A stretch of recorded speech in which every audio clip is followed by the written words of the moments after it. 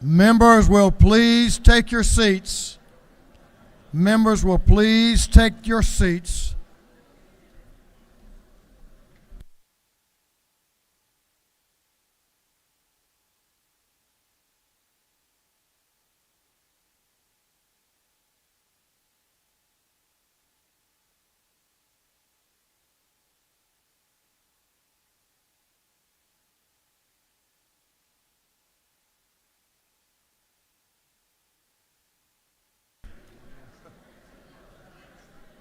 Members will please take your seats. The hour for convening having arrived, all members please take their seats. Mr. Clerk, will you please ring the bell?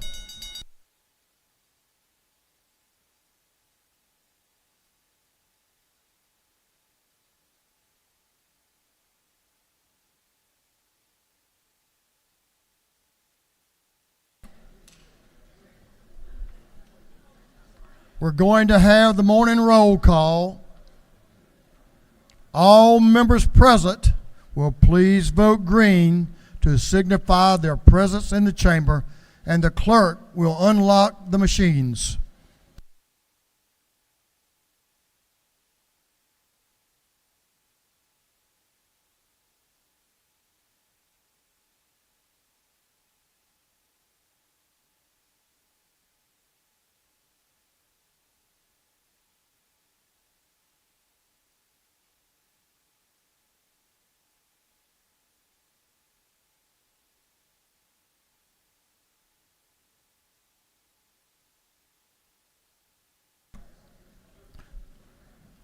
Have all members voted?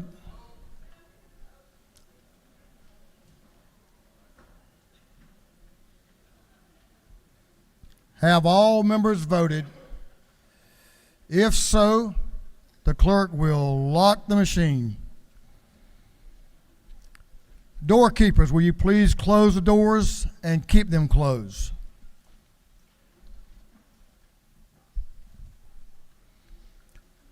Good afternoon.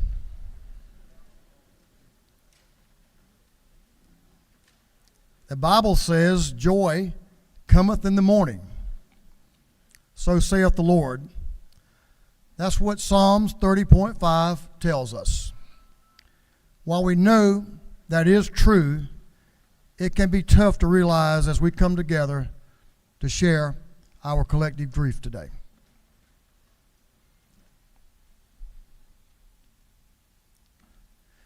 Today, we mourn the untimely passing of one of our own,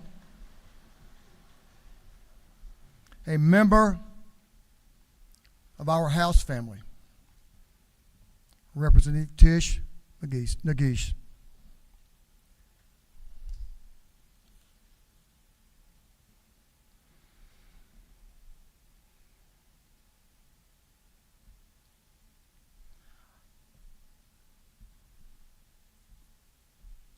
I want to thank Governor Kemp, Lieutenant Governor Jones, and our friends in the Senate for their sympathy in this hour of loss, the loss in this House. As Speaker, I want to extend our prayers to her husband and children and all those that have been blessed enough to have known her.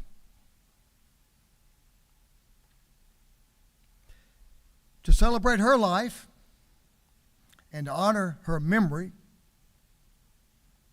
I want to invite Minority Leader James Beverly, Representative Linda Gaze, and Representative Carlton Howard to join me on the rostrum. Please come up. Come on up here on the rostrum.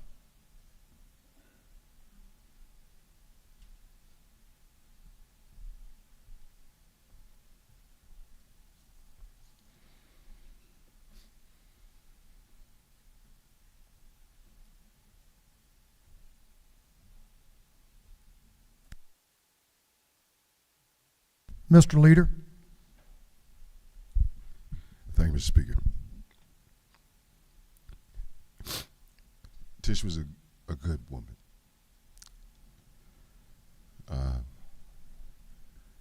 Just a kind soul. Mr. Speaker, I'm at a loss for words because we feel grief, and my grief is only coupled with sadness because of how great she was. You know, I'm reminded of a song, and I think Tish embodied this song by Mahalia Jackson, If I Can Help Somebody. And it goes, as I pass along, if I could cheer somebody with a word or a song, if I could show someone they're traveling wrong, then my living will not be in vain. If I could do my duty as a Christian ought, if I can bring salvation to a world once wrought, if I can spread love's message as the Master taught, then my living will not be in vain. We will miss her presence. Absolutely. But her living was not in vain because she showed us the way to love, to live, and to embrace this great state of Georgia and this House of Representatives. Thank you, Mr. Speaker, for allowing me to say a few words.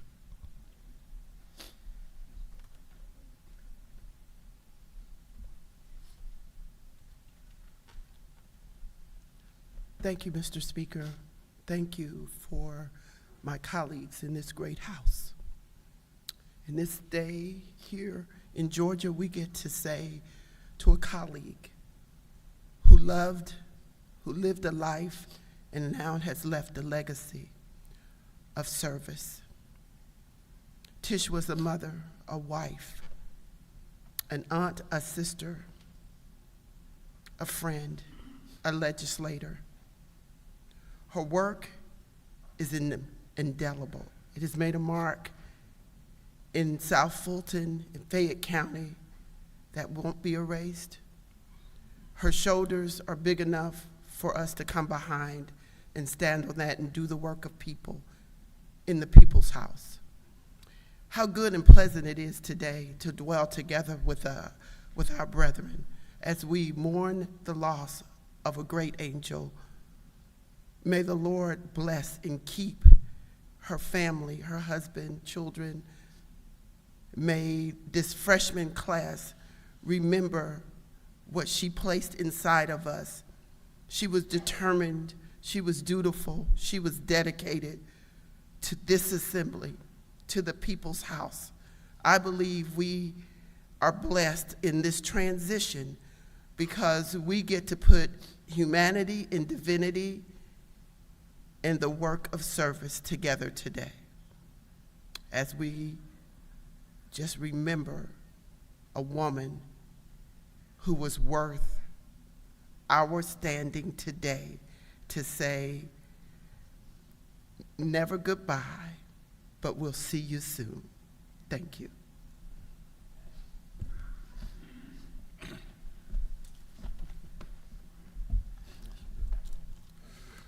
Mr. Speaker and colleagues, it is one of those sad days that we come to share with the passing of our friend and our colleague, Representative Tish. As a pastor, one of the things I've tried to do over 26 years is to try to explain to those who have lost loved ones. I've tried to explain to them the whys of death. Why now? Why Tish? Why this way? I've tried to do that for 26 years, and I've yet to be able to explain the whys of death. But what I've learned to do is not to continue to ask the why questions or try to answer the why questions. What I've learned to do is to point them to the who, to the one who says through the psalmist that he says that God is our refuge, a very present help in times of trouble like this. That's who we depend on in times like this. I point them to the who that Apostle Paul talks about. Apostle Paul talks about him, our God, he talks about him as the God of all comfort. Even when we don't understand, he can bring us comfort in times like this. I talk to them rather than answering the question about why. I point them to the one who said, "Come unto me, all ye that labor and are heavy laden." And he says, "I'll give you rest, I'll give you peace." And what's good about it is he talks to us as a congregation, as a people, but it's a personal invitation. He says, "Come unto me, all of you." Individually, we can come to him. The pains that I've seen and felt in the group text from this wonderful freshman class all night long, he's speaking to us now saying, come unto me. It's a personal invitation, and the good part about it, it's inclusive. It doesn't leave anybody out. All of us can go to him individually and get that peace and get that rest. But then there's a promise that he gives to us, and the promise is simply this: I will. May not all happen at the same time, but I will give you peace. You will have the peace not only with God, but you will also have the peace of God. And I will close by saying, and I was sharing with some of the class members for lunch today, I didn't get to know Representative Tish that well, but I did exchange with her, and I was telling a good friend, Gabba, that the thing that I talked to her about was one night they had a little party downtown, and when she got back the next morning, I had the video, and she was about as happy as she can be dancing. That's all I can remember, our interchanges. That's a happy moment. And I would share to you that one of the, Lita Beverly alluded to a song, but there's another song that I would point you to in times like this. It simply says this, one of the choruses says this: "Precious memories, how they linger, how they ever flood my soul. In the stillness of the midnight, precious secret scenes unfold." God bless you.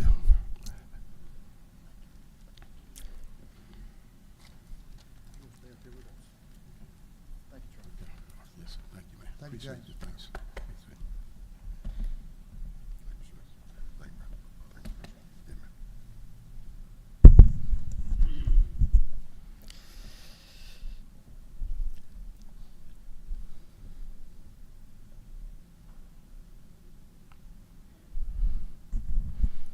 I love this place.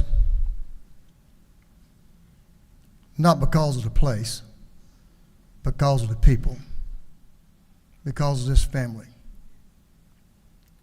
It's days like this when we lose ones that are near to us, that are close to us in so many ways. They share our commitment to public service. Just as we lost Speaker Ralston, now as we lose Tish, there's a hole in the heart of this house. It will not be easily healed. But what a beautiful lady.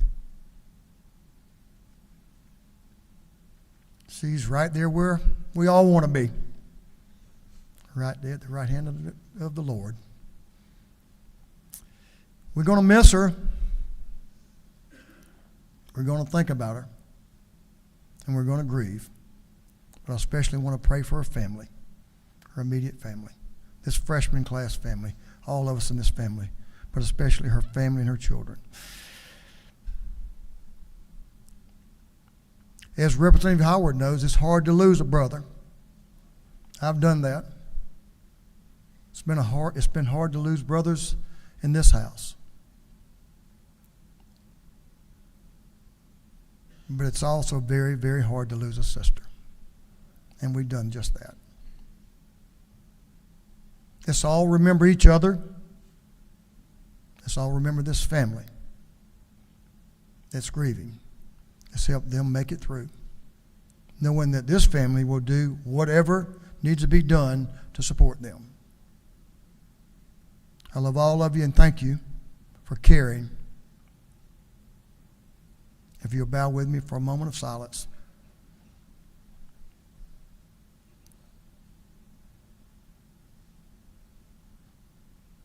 Thank you, God, for blessing us with people, Lord, with loved ones, all of us, your children, serving together, living together, working together, and caring about each other. Amen. You may be seated. We're going to carry on with our next order of business today, and that's going to be,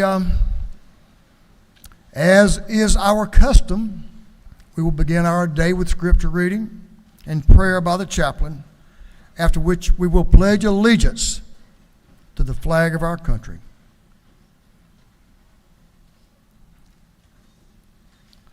Our chaplain this morning will be introduced by the lady from the 67th House District, Representative Glaze. Representative Glaze.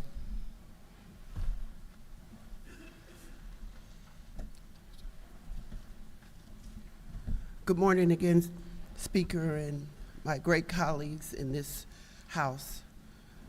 It is not by chance, but divinity and humanity comes together in our chaplain of today is a good friend of over 3 decades.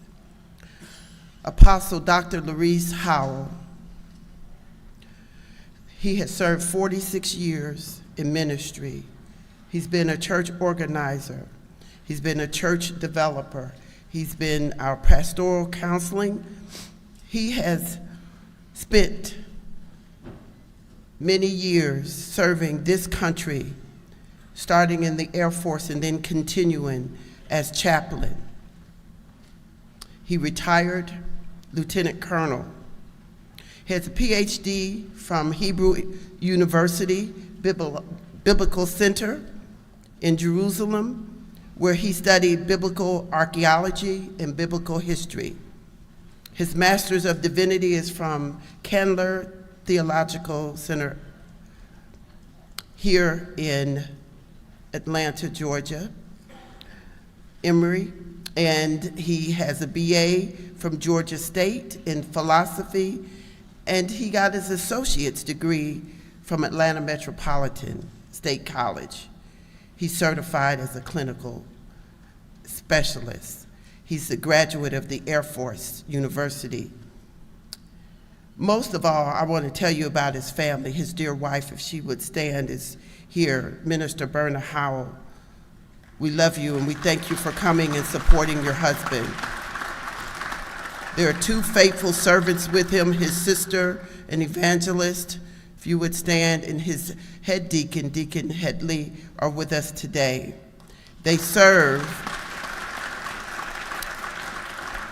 at New Horizons Ministries in Faith in Fairburn, Georgia, where they started the ministry in 1996. What's important today is that he served us in the Vietnam War. He thought it not robbery to come home and serve his country on a continuous basis in the ministry. He has been a friend, and now he gets to share with you what he shared with us for so many years, the ministry of Christ. None other than my dear friend, Apostle Dr. Larice Howell.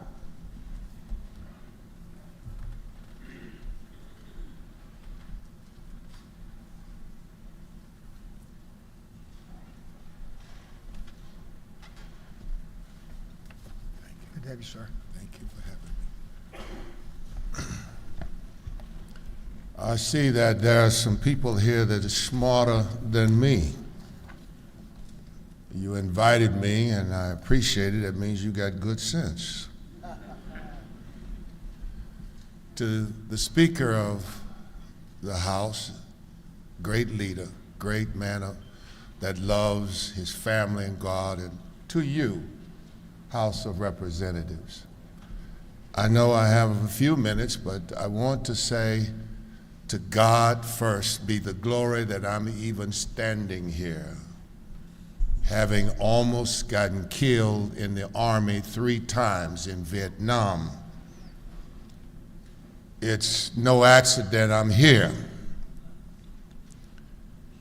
And when the Lord called me 7 years later, I went to Atlanta Metro College and on to Georgia State, and then I didn't think I was smart enough to go to Emory, but I got a scholarship and went anyway, and I did graduate. And then Dr. Flemings gave me another grant to come to Jerusalem. And I remember, I can't hardly stand up now, so I need to footnote that because I've had 2 hip surgeries and 1 knee. But I remember when I was young like that, I ran up Masada, ran down the mountain of Gaza, and went over to Jerusalem and to Tel Aviv, and down through Samaria and on down to the Dead Sea, and sit there on the water of the Dead Sea with my feet in the sand. God has blessed me to be in conference with General Schwarzkopf in Colorado Springs, Colorado. And I worked directly with General Potter, the first female 2-star general.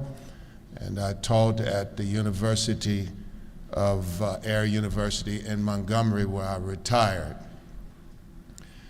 When you give your life to God, He'll bring you places, as I say in our church. You'll do things you've never done to become somebody you would have never become, to go somewhere you would have never thought you would go. I had no inkling of imagination I'd be standing here with the Speaker of this House and you, the great representatives. It was not a part of my prayers. It was a part of what God has done. So it is my prayer today, Michael and Gabriel, that you will assist me in what I am to say to your people.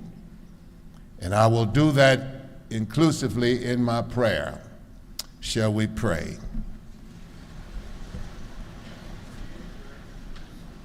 Before we pray, we've already acknowledged my wife, but I want to go home, so I love you, honey. Y'all ain't gonna get me in trouble now.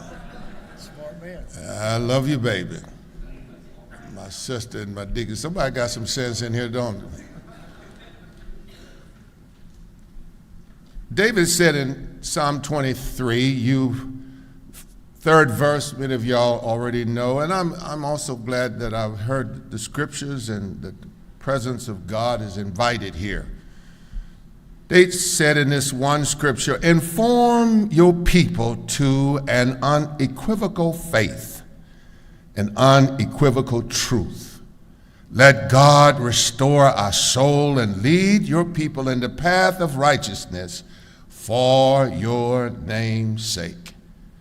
And so here I am, God, standing before your people in this high place, place of honor, esteem, and value. Lead us through the chambers of your most holy and righteous will. Let your will unlock the mysteries of our minds and strengthen our courage to see the implements of just laws. Teach us how to empower all humanity to live in this land with dreams, aspirations, and hopes for a brighter future / cause. We know, eternal God of Zion, that you are God and a God of righteousness. You're just and you holy. We have always looked to you, as all humanity look for a greater power than themselves, because as one rises and fall, another one rises. So guide us, God, through humanity from generations to generations, from shores to shores, from land to land. No matter how deep the waters of circumstances, you have guided us through, God, you're still God. We pray for peace. We pray for hope without despair, always seeking for that which is good and acceptable in thy sight. It's okay to say hallelujah. Life is a tragedy, am I right, without you, Almighty God. Our prayer is, show us the way, the truth, and the light. Show us how to operate in word and deed and submit to your divine will. Your people await on this House representative to thrive in inclusivity with an unselfishness to hear the cries of all Georgians. Therefore, let your presence parade the halls of every chamber, every office, and grant the truth to withstand every hurricane of life, and grant us an order of your prevailing love to prove the test of any adversity. There is your presence in stewardship, coordinated with deeds in this House of Representatives. You told Isaiah to write in the 21st chapter, verse 5, 6, and 7, the Hebrew nation prepare a table, lay out a carpet. They eat, they drink. Rise up, O princes, all your shields. For this is what the Lord says to me, go post a lookout and have him report what he sees or she sees. When you see the chariots with teams of horsemen, riders of donkeys, riders on camels, you must be alert, fully alert. The book of Deuteronomy advocates that God is a jealous God, yet a righteous God who calls one out of darkness into his marvelous light. Speaker of this great house, representatives of their communities, awaken and see that one comes and another one goes. Yet our community advocates for those who will stand for truth, those who will stand for justice. We nourish the visions and dreams and aspirations and beg the question, God, what must we do with Representative Tish labor of community service? She labored with such valor and truth and wisdom, and now she has fallen. But one said, I don't know what to ask about death. Death is only a separation from this planet, but presence with God, to go into the upper changes of the echelons and see what God has in store for us. Yes, we pray for her family, her children. We pray for their healing, but please, God, teach us, your leaders, how to walk through the valley shadow of death, as David said, with integrity, honesty, and purpose. You, God, and you, God alone. Help us to go home to our families, our communities, with a clear heart. Somebody need to give you praise here. And a righteous mind. Somebody need to open their mouth. And knowing we have done our best as a nation, as elected officials through the adversities of life, as a community servant to help someone believe in a future that speaks volumes of hope and not fear. John 16:27, Lord, you told us, peace, love one another. Peace I give unto you. I do not give to you as the world gives. Do not let your hearts be troubled. Do not be afraid. And as I come closer to my closing, I'm wondering in here who's connecting to your love, God. I am seeking to see your presence in here. Am I not true, Holy Spirit, angels of the Most High God? We know God is the beginning and ending of life. We all have to choose to erect values of service to help those who need a voice of reconciliation, a sparrow of hope, a lifeline to keep from drowning in despair. May your voice, representatives, your voice, Speaker of the House, be a voice of implementing just laws that beam a light in the hearts of many who erect or who elected you to represent their families, their government, their religions, their practice, their fire department, their schools, for safety of our children. May we always be mindful of your love, God, and rest our cares on you, God. And I say at last, Help us to be mindful of your love and honor you, God, no matter where we go. Eternal God, for we believe this is our key to greatness that leads us to fulfillment. Amen.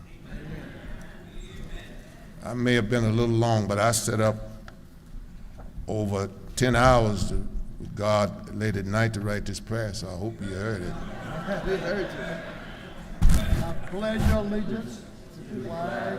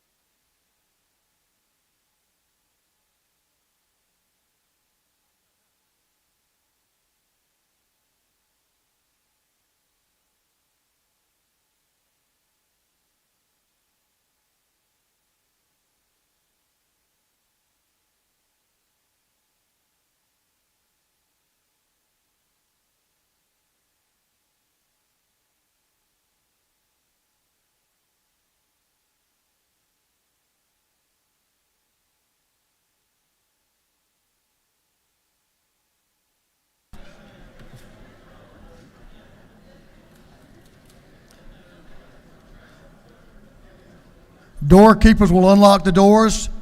You may meet the pastor in the south anteroom, our chaplain of the day, and have a photo and get to know him. He's a fine man.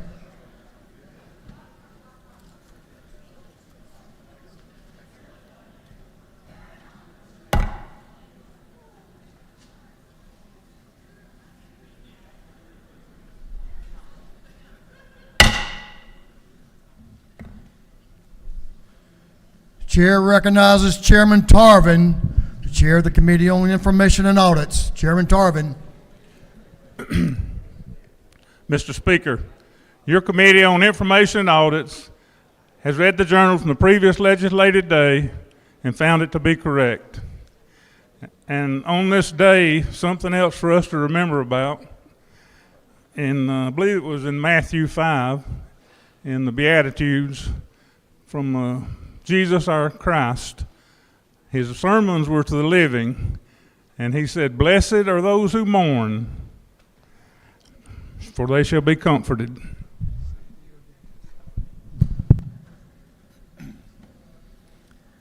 Thank you, Chairman Tarvin. Chairman Tarvin, the chair of the Committee on Information and Audits, reports that the journal of the previous legislative day has been read and found to be correct. Is there any objection to dispense with the reading of the journal? The chair hears none. The reading of the journal is dispensed with. Is there any objection to the confirmation of the journal? Chair hears none, and the journal is confirmed.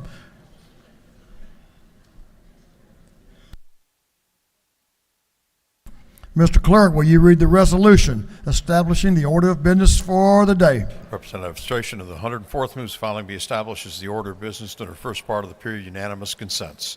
Introduction of bills and resolutions, first reading and reference of House bills and resolutions, second reading of bills and resolutions, reports of standing committees, third reading and passage of uncontested local bills and resolutions, first reading and reference of Senate bills and resolutions, morning orders. Is there any objection to the adoption of the resolution establishing the order of business for the day? Chair hears none. The resolution is adopted. First reading of bills and resolutions, the clerk will read. House Bill 704 by Representative Jones of the 47th and Martin of the 49th. Bill be titled an act to amend an act incorporating the city of Milton and Fulton County, Georgia. Intergovernmental coordination. House Bill 705 by Representative Jones of the 47th and Martin of the 49th. Bill be titled an act to amend an act to incorporate the city of Milton and Fulton County, Georgia.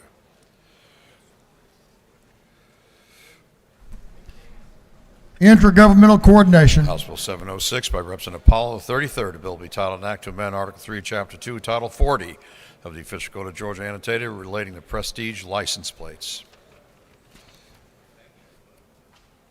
Motor vehicles. House Bill 707 by Representative Smith of the 70th, Thomas of the 65th, Glaze of the 67th, Bonner of the 73rd, Jenkins of the 136th. Bill be titled an act to provide for the compensation of the Coweta County Board of Education. Intergovernmental coordination. House Bill 708 by Representative Chastain of the 7th. A bill be titled an act to authorize the governing authority of the city of LJ to levy an excise tax. Intergovernmental coordination. House Resolution 438 by Representative Taylor of the 173rd, Stevens of the 164th, Petrie of the 166th, Parrish of the 158th, Buckner of the 137th, and others. A resolution creating the House Study Committee on the Okefenokee Swamp. Natural resources and environment. That completes first readers. Second reading of bills and resolutions. The clerk will read. House Bill 695 by Representative Camp of the 135th, a bill to provide a new charter for the city of Thomaston. House Bill 696 by Representative Anulowicz of the 42nd, Stoner of the 40th, Cummings of the 39th, a bill to amend an act creating a new charter for the city of Smyrna. House Bill 697 by Representative Beverly of the 143rd, Mitchell of the 88th, Scott of the 76th, Cannon of the 58th, Roberts of the 52nd, and others, a bill relating to general provisions concerning administrative procedure. House Bill 698 by Representative Bentley of the 150th, a bill to amend an act creating Board of Commissioners of Dooley County. House Bill 699 by Representative Williamson of the 112th, Fleming of the 114th, a bill to amend an act to provide a new charter for the city of Social Circle. House Bill 700 by Representative Bentley of the 150th, a bill to amend an act establishing the membership of the Board of Education of Dooley County. House Bill 701 by Representative Clark of the 100th, Hong of the 103rd, and McCollum of the 30th, a bill to amend an act providing a new charter for the city of Beaufort. House Bill 702 by Representative Westbrook of the 163rd, Jackson of the 165th, Stevens of the 164th, Petrie of the 166th, Gilliard of the 162nd, a bill to amend an act governing the school system of the city of Savannah and Chatham County. House Bill 703 by Representative Westbrook of the 163rd, Jackson of the 165th, Stevens of the 164th, Gilliard of the 162nd, a bill to amend an act amending several acts relating to and incorporating the mayor and aldermen of the city of Savannah. Through second readers.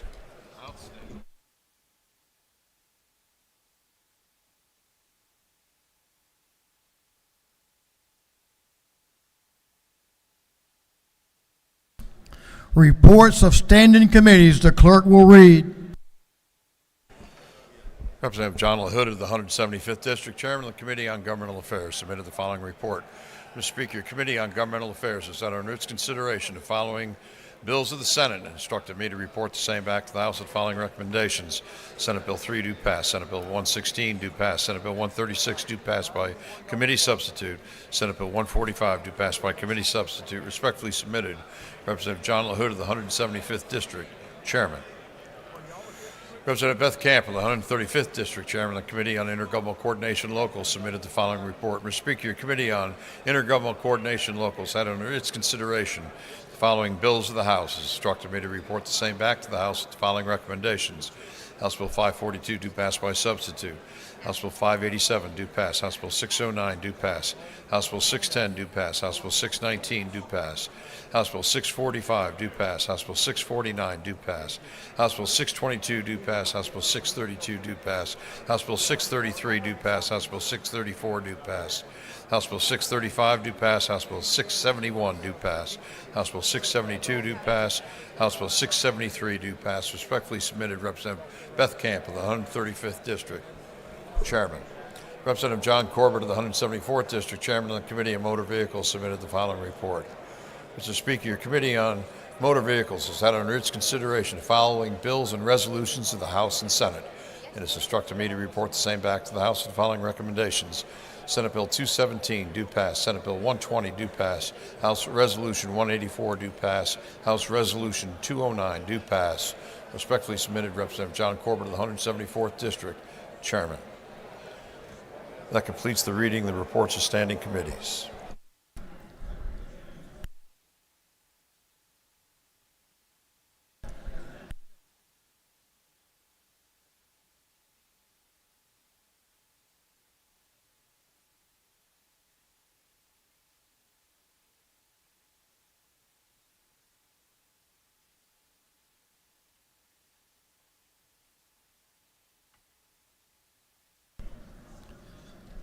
Members, if I could have your attention just for another moment. Just for another moment. Yesterday afternoon, when we learned of our tragic loss, I reached out to some good friends of ours at Mercy Care, who function as a FQHC, which this house has supported over the years. They do great work around the state. Mercy Care works with the homeless population and uninsured just down the street. And they graciously allowed us to have 2 of their grief counselors.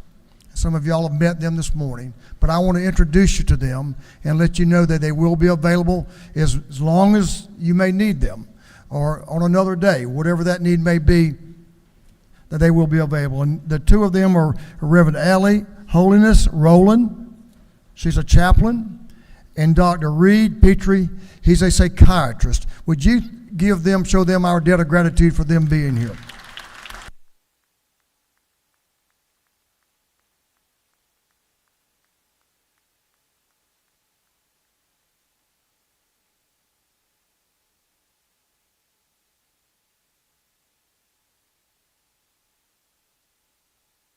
We're going to go ahead and introduce the doctor of the day right now.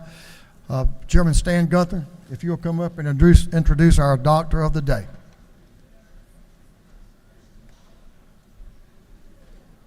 My apologies, Representative Will Wade. We'll let the better looking gentleman come up in just a second. House, I'm excited to introduce today Stan, but before I do, this doctor is a family practice medicine doctor in my district. He also happens to be my doctor, and he's already told me he's going to make sure to have me scheduled for an appointment in early April when we get out of here. It's obvious that I need to go take a visit and get my annual inspection, is what I call it. But in all seriousness, he's a great doctor, and we're very honored to have him in this house, and I'm honored to introduce his dad, Representative Stan Gunther.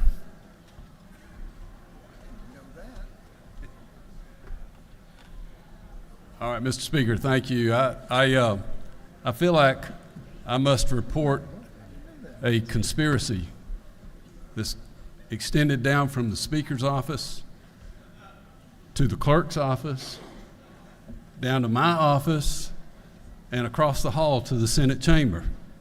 So I'm notifying Buddy Deloach of that conspiracy. There you go. Because when I walked in this morning, I had no idea my son was going to be here. And the instigator of this conspiracy is my wife, right back there.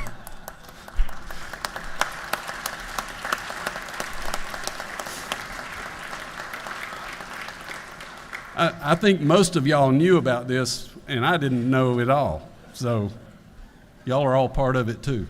So, but I thank you on that. I just want to say about my son, of course he is a doctor, and he better be, he's been doing it for a while. But as you can see, he got Rita's genes. He's taller than I am, better looking and all that, smarter. But what genes I gave to him were, I'll give you an example of his personality. He did a study abroad in New Zealand, and down there they have the second highest bungee jump in the world. And we received a photograph of him diving off of that with the bands attached, thank goodness. But that's the kind of person he is. So he's always been that way since a little kid, a little daredevil. But he's a great person. I'm very proud of my son. So.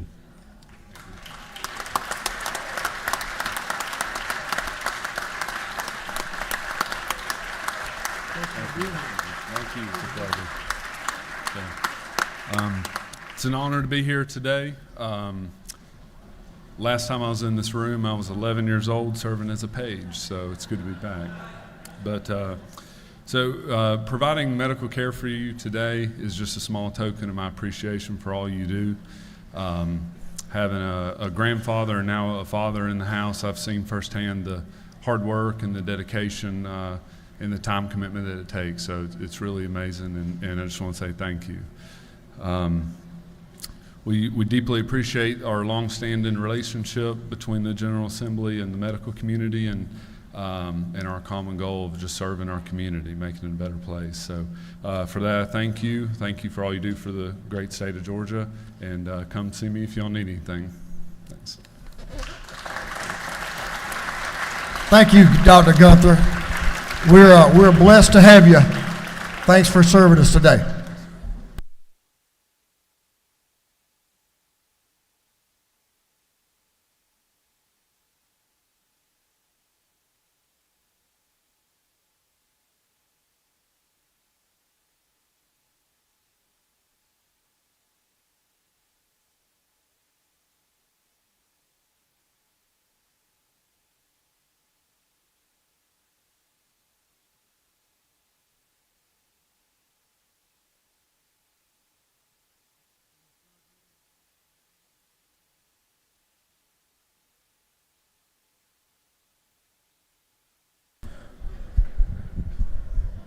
Members, we're moving on to the local calendar. There are, how many? Two? Several? There are 8 bills on the local calendar that require a 2/3 roll call vote for passage. Third reading and passage of uncontested local bills.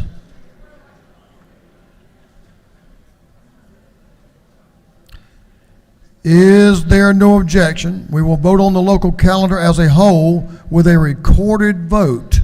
Hearing none, it is so ordered. Mr. Clerk, if you will read the local calendar. House Bill 542 by substitute by Representative Mathiak, the 74th, City of Sunnyside. House Bill 587 by Representative Anderson of the 10th, Raven County. House Bill 609 by Representative Bentley, the 150th, Taylor County. House Bill 610 by Representative Bentley of the 150th, Taylor County. House Bill 619 by Representative Houston of the 170th, Cook County. House Bill 645 by Representative Yurda of the 152nd, City of Sylvester. House Bill 649 by Representative Dempsey, the 13th, Floyd County. House Bill 622 by Representative Gamble of the 15th, Bartow County. House Bill 632 by Representative Crawford of the 84th, City of Decatur. House Bill 633 by Representative Crawford of the 84th, City of Decatur.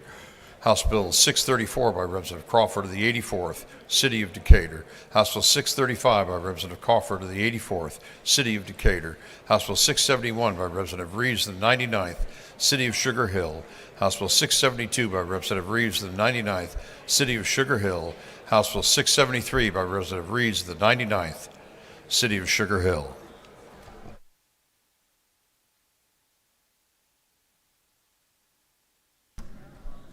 Is there any objection to the previous question being ordered on the local calendar? The chair hears none. The previous question is ordered. Is there any objection to agreeing to the report of the committee, which was favorable to the passage of the bills? The chair hears none. The report of the local calendar is agreed to. Shall these bills now pass? All those in favor of the passage of the bills on the local calendar will vote yes. All those opposed will vote no, and the clerk will unlock the machines.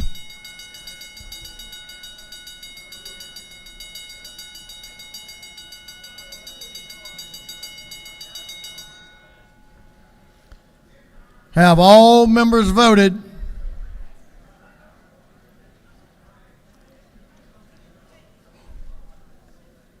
Have all members voted? If so, the clerk will lock the machines.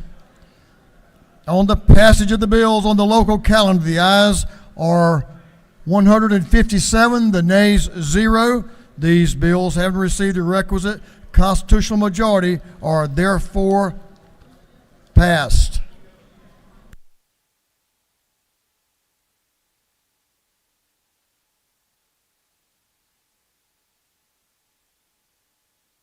We have a special resolution that we're going to take care of right now. Chair Lady Lynn Smith is recognized for a special resolution. Mr. Clerk, do you have House Resolution 374? When Representative Smith gets up here, we're going to ask the clerk to read House Resolution 374. Mr. Clerk. House Resolution 374 by Representative Smith of the 70th, Taylor of the 173rd, Dickey the 145th, Corbett of the 174th, and Meeks of the 178th. A resolution recognizing and commending the Elbert, Franklin, Hart, Madison County Unit on being named the Georgia Forestry Commission 2022 North Georgia Unit of the Year, the Grady Thomas County Unit on being named the 2022 South Georgia Unit of the Year, Area 3 on being named the 2022 Forest Protection Area of the Year, Gabe Outlaw on being named the 2022 Forester of the Year, and the Cost Share Team on being named the 2022 Forest Management Team of the Year.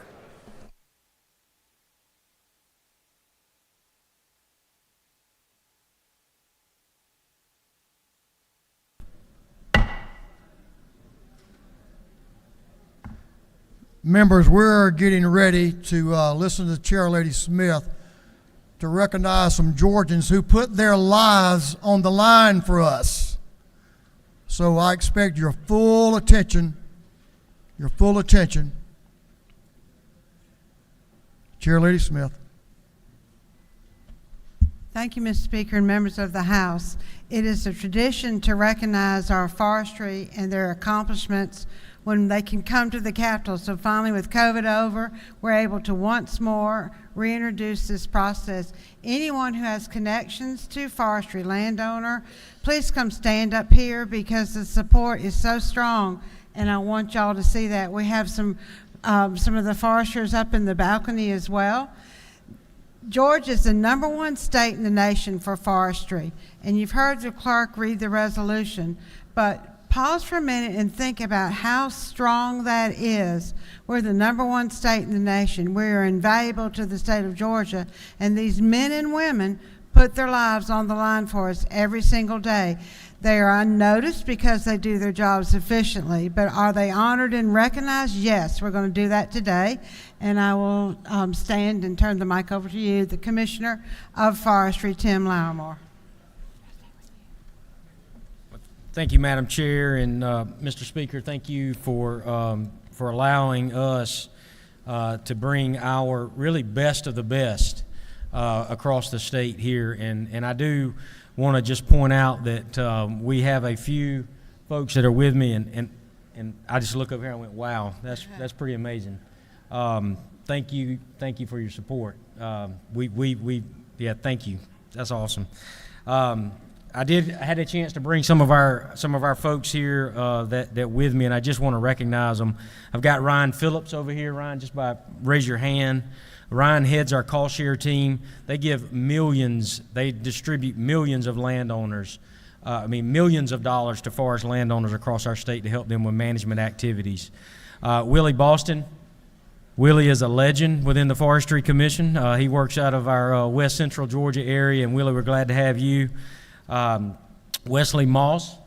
Wesley leads our Elbert, Hart, Franklin, Madison County office, which is our northern unit of the year. And yes, that was 4 counties. That's how efficient we are. And our southern unit of the year is the Grady Thomas, and we've got Mark Bryant with us here. So, and then we've got a group of folks that were not able to be down on the floor, but I just want to recognize them and thank them for being here today and for all the work that they do on every day.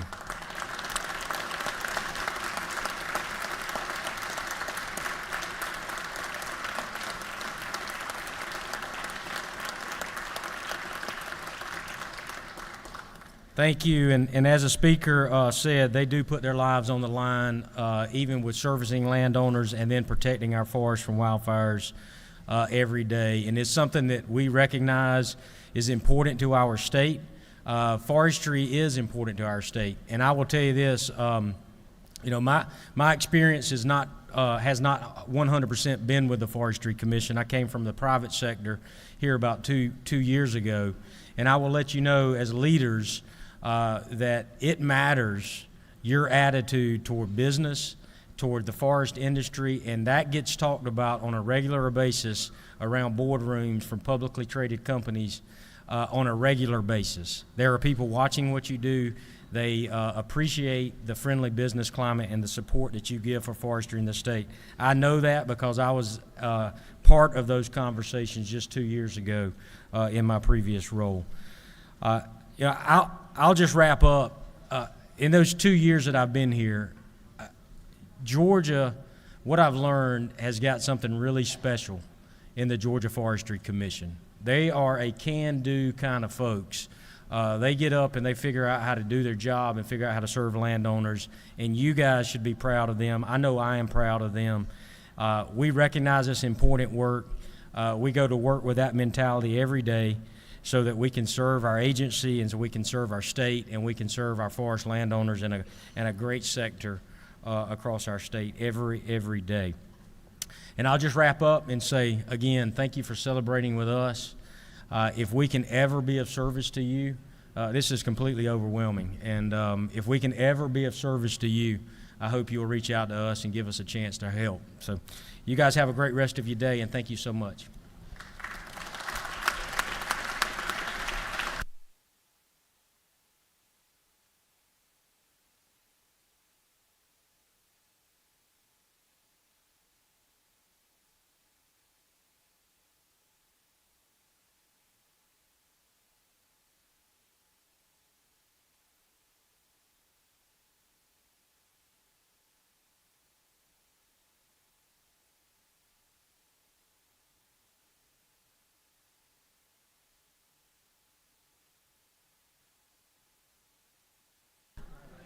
Members, I want to remind you of something about Georgia forestry.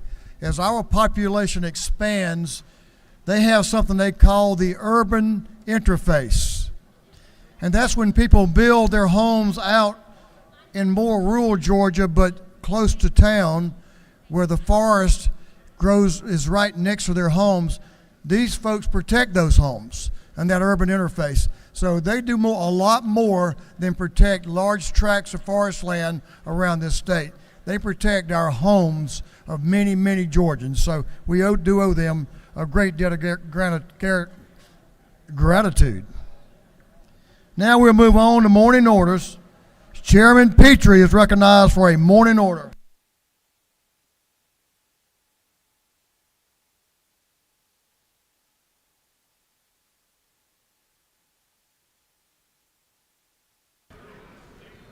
You have 1 minute, Chairman Petrie, along with Chairman Hitchens. All right, Speaker, I'll do my best. Ladies and gentlemen, y'all may not be aware, but Savannah is the home of the oldest continuously operating gun club in the United States of America, and the largest gun club, I understand, east of the Mississippi River. I'm a member there, but we've got a group of young people that shoot a lot better than I do. And we're here today to congratulate them. And so I want to ask, first of all, I want Owen Haas and Laney Henry to stand. Two of the members, we have a very large team. Now, these are two of our young people. I want y'all to recognize them. Folks, when I tell you our juniors are good shooters with shotguns, I want to tell you how good they are. 3 years in a row, national champions. National United States champions 3 years in a row. And I want the coaches to stand. My good friends, Zach Gorettas, Lee Summerford, Ray McDonald, Robert Misroon, Peter Scott, and Eric Haas, coaches all to a multitude of our young people that do a marvelous job. We're very proud of them in Savannah. And it's a great honor to recognize them here today with this resolution. Thank you. Thank you all for being here. Thank you, Mr. Chairman. Representative Thank Danny. you, Mr. Speaker. Gentleman's yielded well. Representative Danny Mathis is recognized for a morning order. Thank you, Mr. Speaker, members of the House. I am proud to have, and if I'd get them to stand up, leadership team from down in Dodge County, Georgia. I appreciate you being here. Mr. Speaker, we had a chicken sandwich, and we had Josh Waller to come by and speak to us a little bit, and I sure do appreciate you being here. I know you've been here a long time, so if y'all give him a big hand up here, thank you. Thank y'all for being here. Members, let me recognize a former member of this Georgia House that many of you will recognize and remember, Chairman Chuck Sims. Where'd he go? There he is. Chuck Sims, right here. Good to see you again, Chuck. Leader F. Stration is recognized for a morning order. Thank you, Mr. Speaker. Today's one of my favorite days at the Capitol each year. It's Scouting Day at the state Capitol. So today we had over 650 scouts, parents, and scoutmasters from all over the state come to our state Capitol. They had a great time meeting with legislators, and I don't believe that any are in the gallery at this time, but if you see any scouts here at the Capitol, please make them feel welcome. We think scouting is such an important part of young people's lives all across the state, and we welcome them here to their house, the Gold Dome. Thank you, Mr. Speaker. I yield the well. Mr. Leader, I think they were prepared when they came here early this morning, and they've gone home. I don't blame them. I'm going to do that too. Representative Mac Jackson, recognized for a morning order. Thank you, Mr. Speaker. Today I rise to congratulate Georgia College and State University in Milledgeville, Georgia, led by President Kathy Cox, to the state capitol today. Maybe they've gone home too, but welcome to the Capitol, Georgia College and State University in Milledgeville, Georgia. Thank you, Mr. Speaker. I yield the well. Members, please give the gentleman in the well for this next announcement your attention, this morning order. You'll like this one, I promise you. You'll like this one. Representative Washburn is recognized for a morning order. Thank you, Mr. Speaker. Ladies and gentlemen of the House, I know that we are all always honored when we have these young people come and page for us. Today is a very special day for me because of my page. Representative Scott Hilton, of course, is one of our members, and I had observed over the years. I had seen some excellent Facebook photos and things of Scott and his son Chase.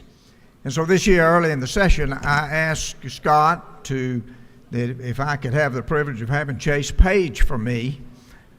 And so he and his wife Meredith talked about that and agreed to do it. And so I am really honored today to have Chase Hilton. Here is my page. And Chase and his mother, Meredith, and Representative Scott Hilton will stand in the back. Please take a look at them and give them your applause.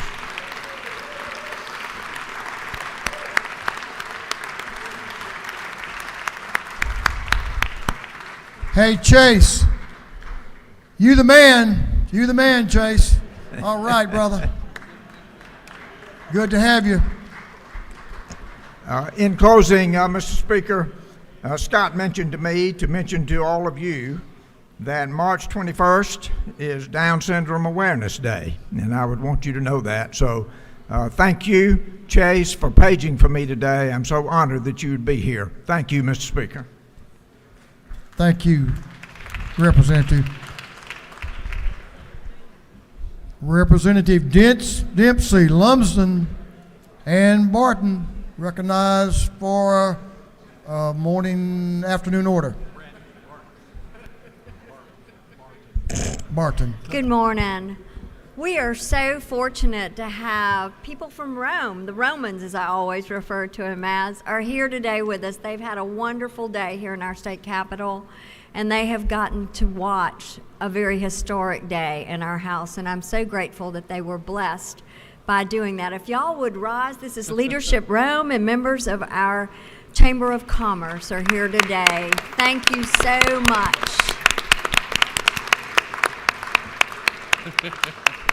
Thank you, Mr. Speaker.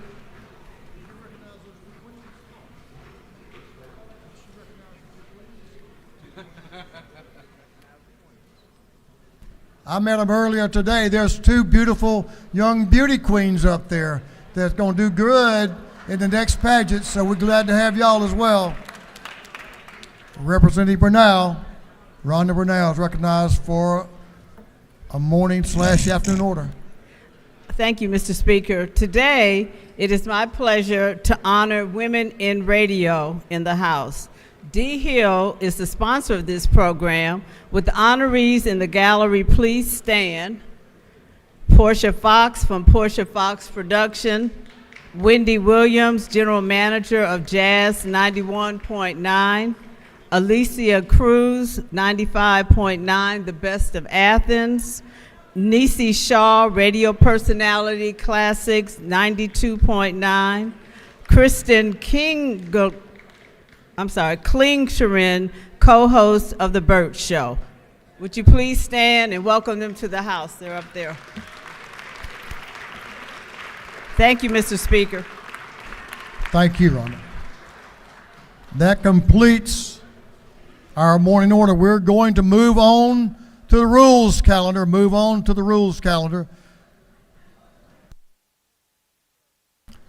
Mr. Clerk, will you read the caption to House Bill 19? House Bill 19 by Representative Burns, the 159, Jones, the 47th, illustration of the 104th, Hatchett of the 155th. To be titled, an act to make and provide appropriations for the state fiscal year beginning July 1st, 2023 and ending June 30th, 2024. This bill having referred to the Committee on Appropriations, that committee recommends that this bill do pass by committee substitute. Ladies and gentlemen of the House, the chair resolves the House into a committee of the whole House for the purpose of considering House Bill 19, the General Appropriations Bill. The chair appoints the gentleman of the 104th, Majority Leader F. Strachan, as chairman to preside over the committee of the whole.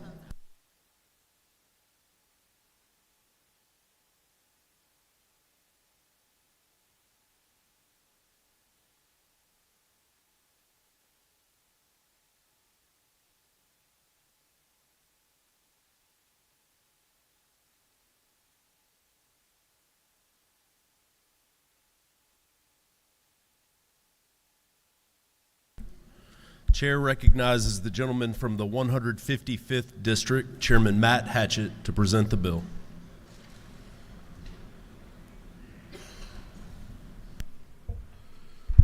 Thank you, Mr. Leader.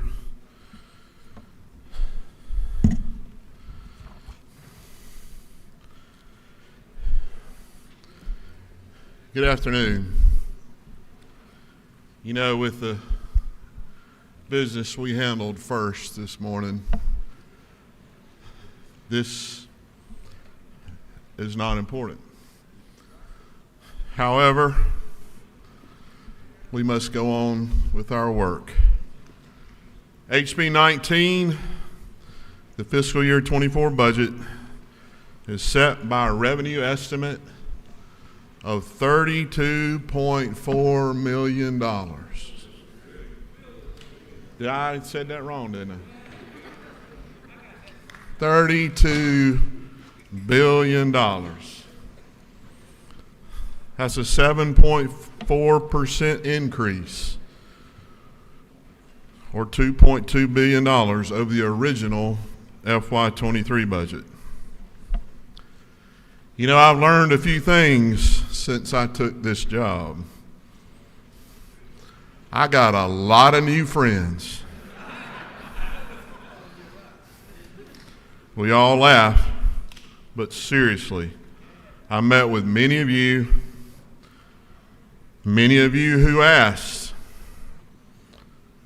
and our friends in the hall on the issues that are most pressing for you and your constituents.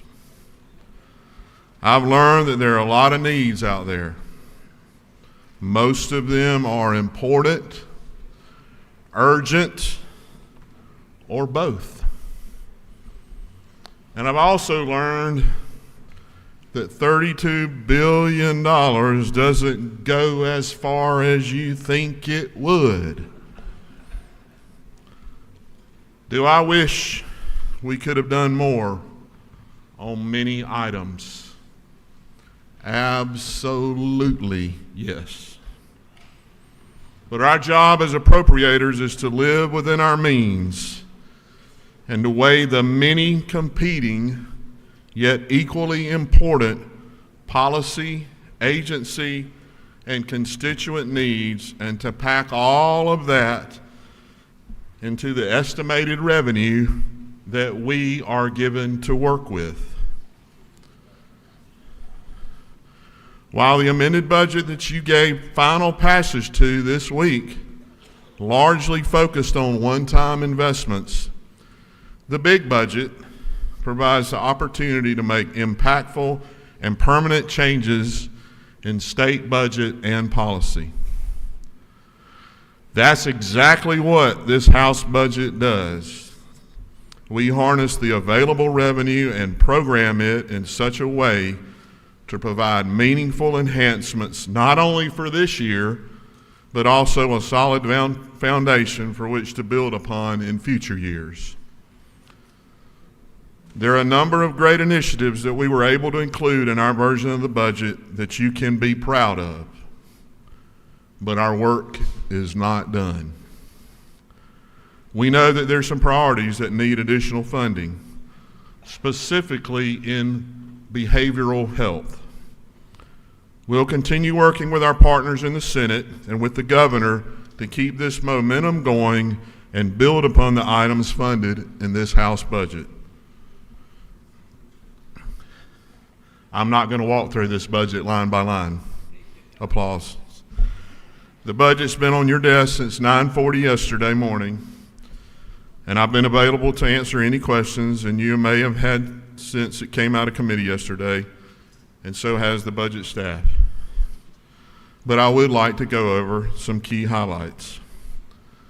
I'd like to begin with our state employees, both active and retired.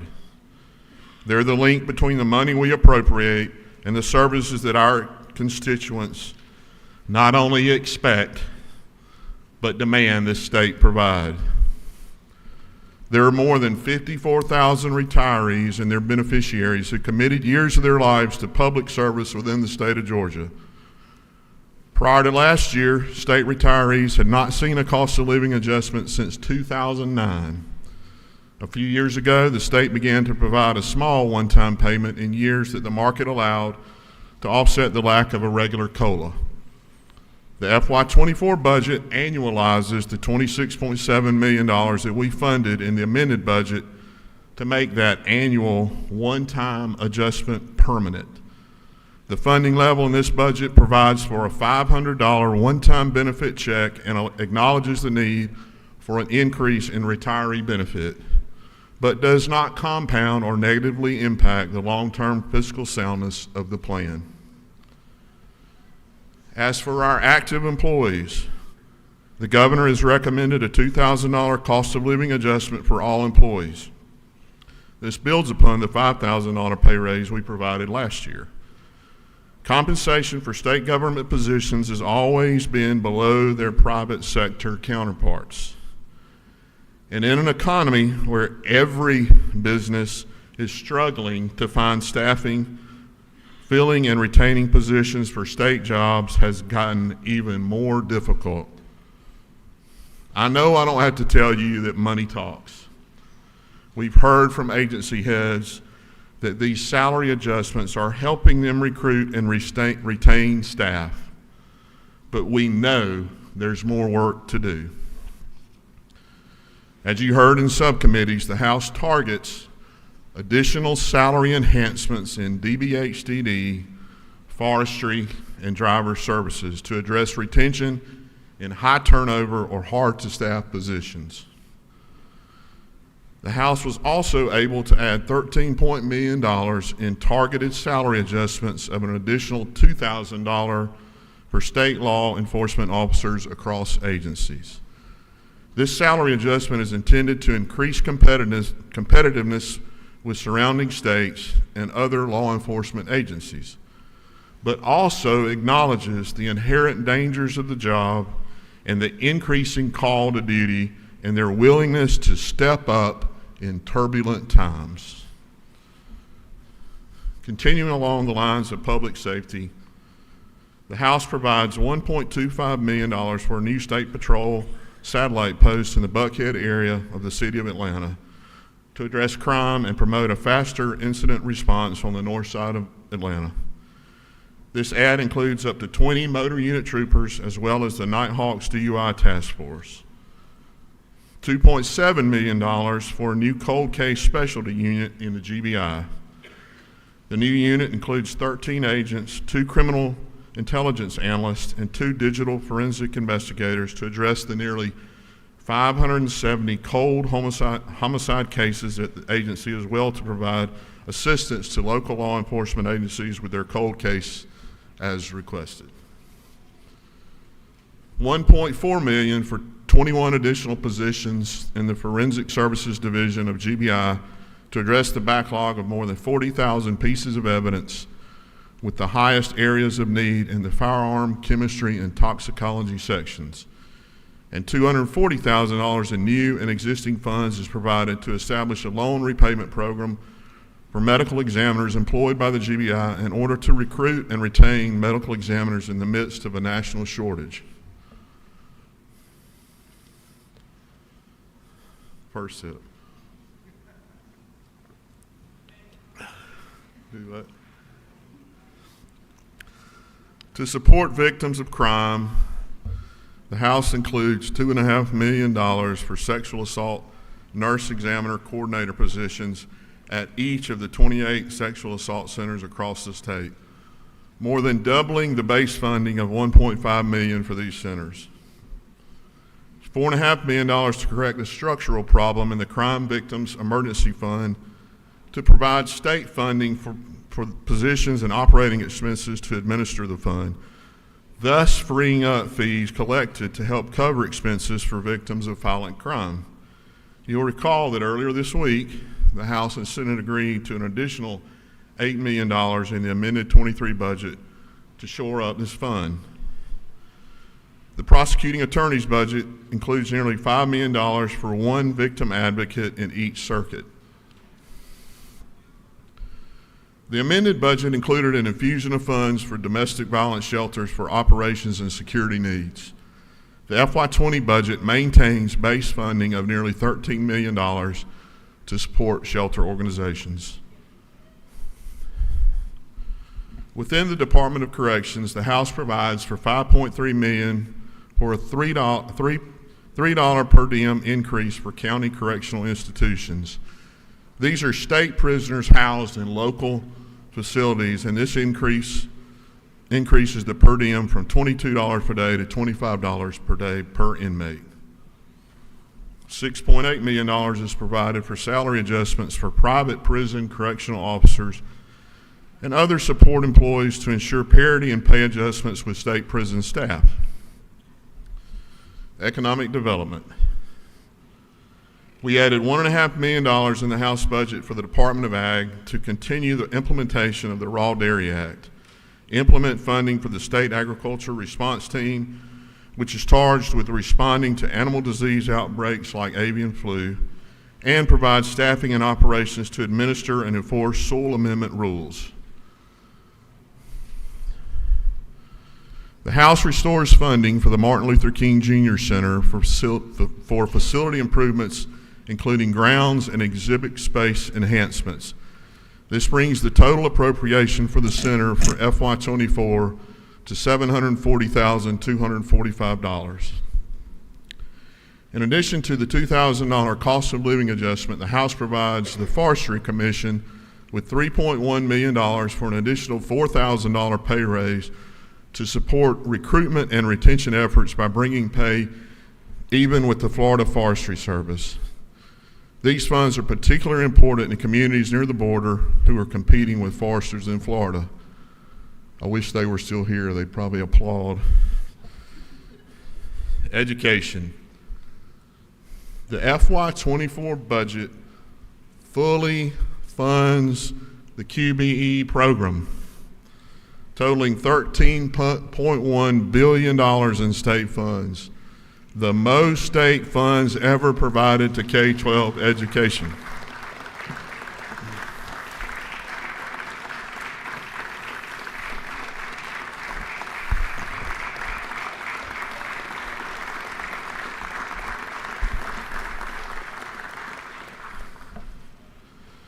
Coming out of the pandemic, we're all dealing with inflated prices, and food is no exception. Kids are not able to learn if they're hungry. The House version of the budget includes $6.3 million in the Department of Education budget to cover the cost of breakfast and lunch for reduced price students. And this is expected to provide free breakfast for 32,000 children and free lunch for 64,000 children.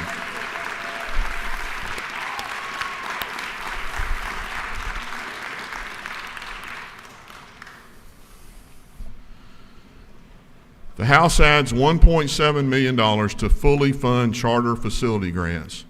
We've been working for several years to fully implement this program, and in FY24 we'll now be funding facility grants of $100,000 per school. Many of these schools are leased space or in older facilities and do not draw down regular capital outlay funding like traditional schools.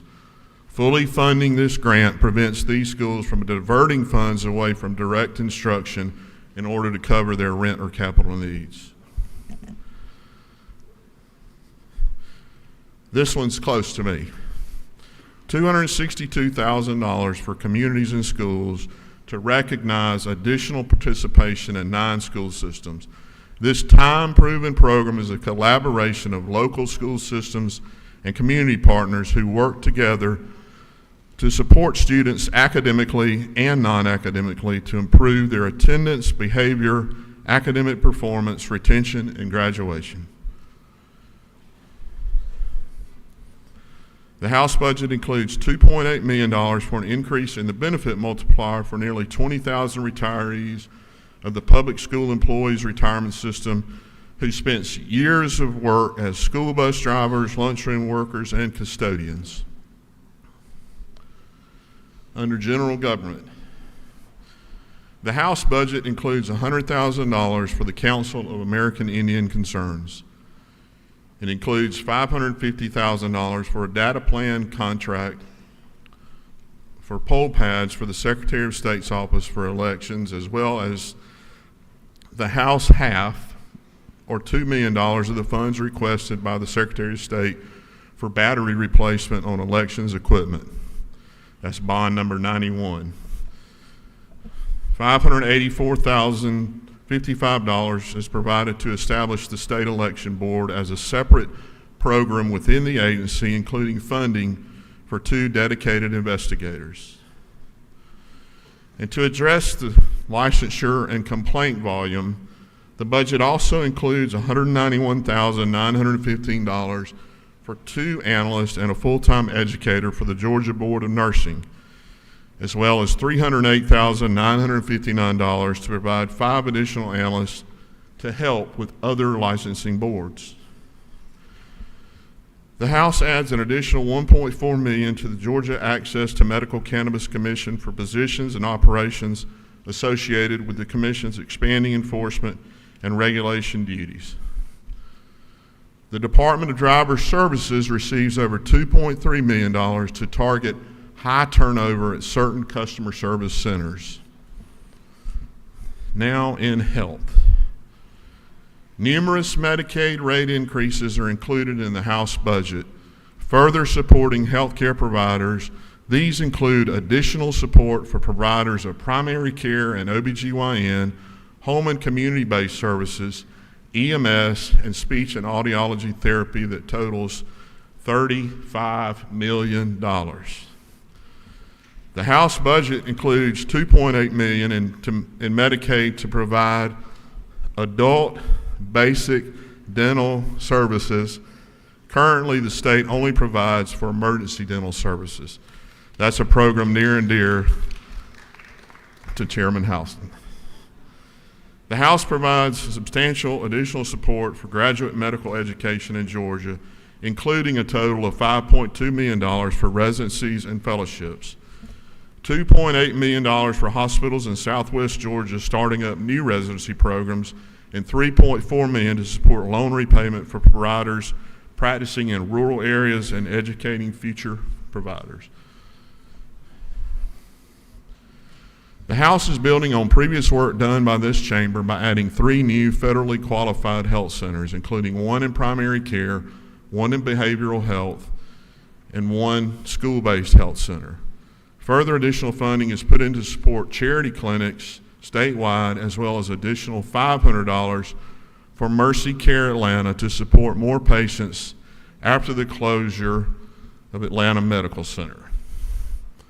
This budget continues to support the state's public-private partnerships with both Mercer and Morehouse Schools of Medicine to help ensure an adequate supply of physicians in Georgia.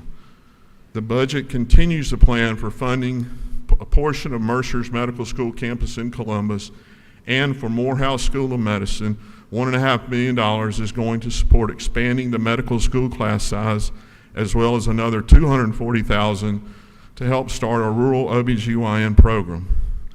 Additionally, previously funded psychiatric slots are being moved to leverage more federal dollars. In public health, the House is providing $363,675 in new funds to continue the support of the Sickle Cell Foundation for a total investment of $1.4 million in FY24 and $50,000 in new funds for the Council on Lupus Education and Awareness for increased research, education, and services.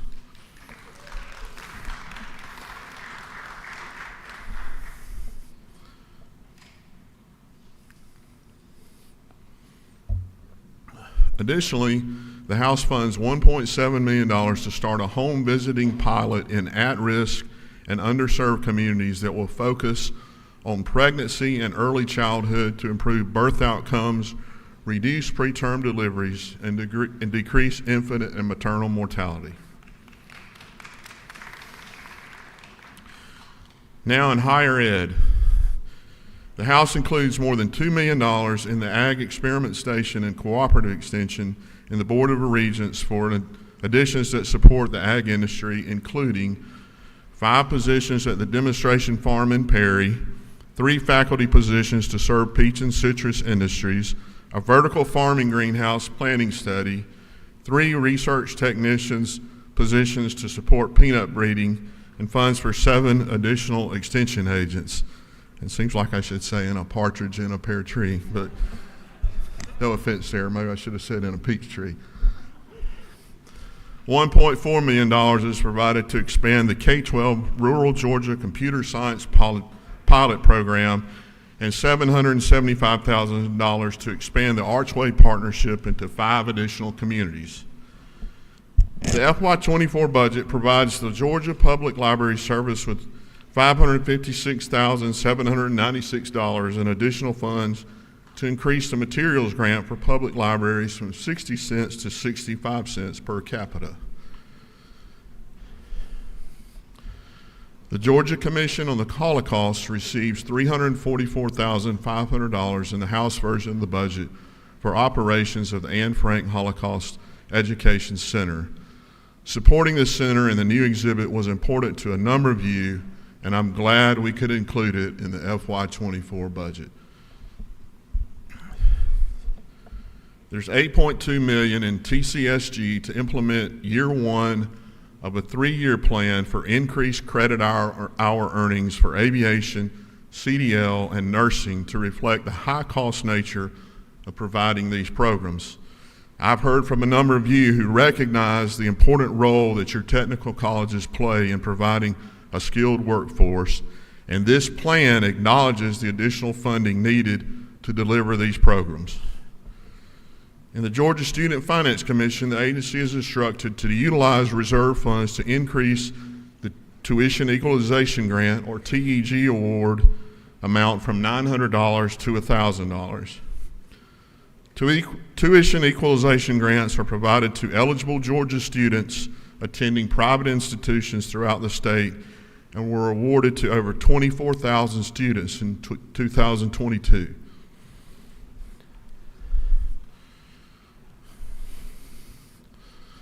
Lottery. The House supports the integrity of the Zell Miller Scholars. We made an extremely difficult decision more than 10 years ago to differentiate between award levels. Students who've been working towards the Zell Scholarship deserve to have their hard work acknowledged in a higher payment.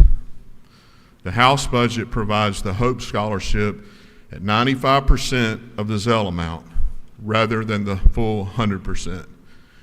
Increasing the factor rate from 90 to 95 provides additional funding to every student who receives HOPE, which is more than 128,000 students. In doing so, the House was able to address two additional needs not contemplated in the governor's budget. The House version provides an adjustment to the private HOPE Zell Scholarship, bringing the award up to $3,100 for Zell Scholars and making the HOPE Private Scholarship 95% of the Zell Private Award. This add of $15.3 million positively impacts more than 15,000 students at private post-secondary institutions who are Georgians throughout the state. The House budget also redirects $11.9 million in lottery funds to address the increased costs in funding the employer share for state health benefit plan for public pre-K teachers. As a result of the increased employer contribution implemented in January 23 to shore up the plan, school systems that provide pre-K will receive an increase in their state health benefit billings for more than 3,800 pre-K teachers and assistant teachers without an associated appropriation to cover the expense. The House version provides funding toward this expense.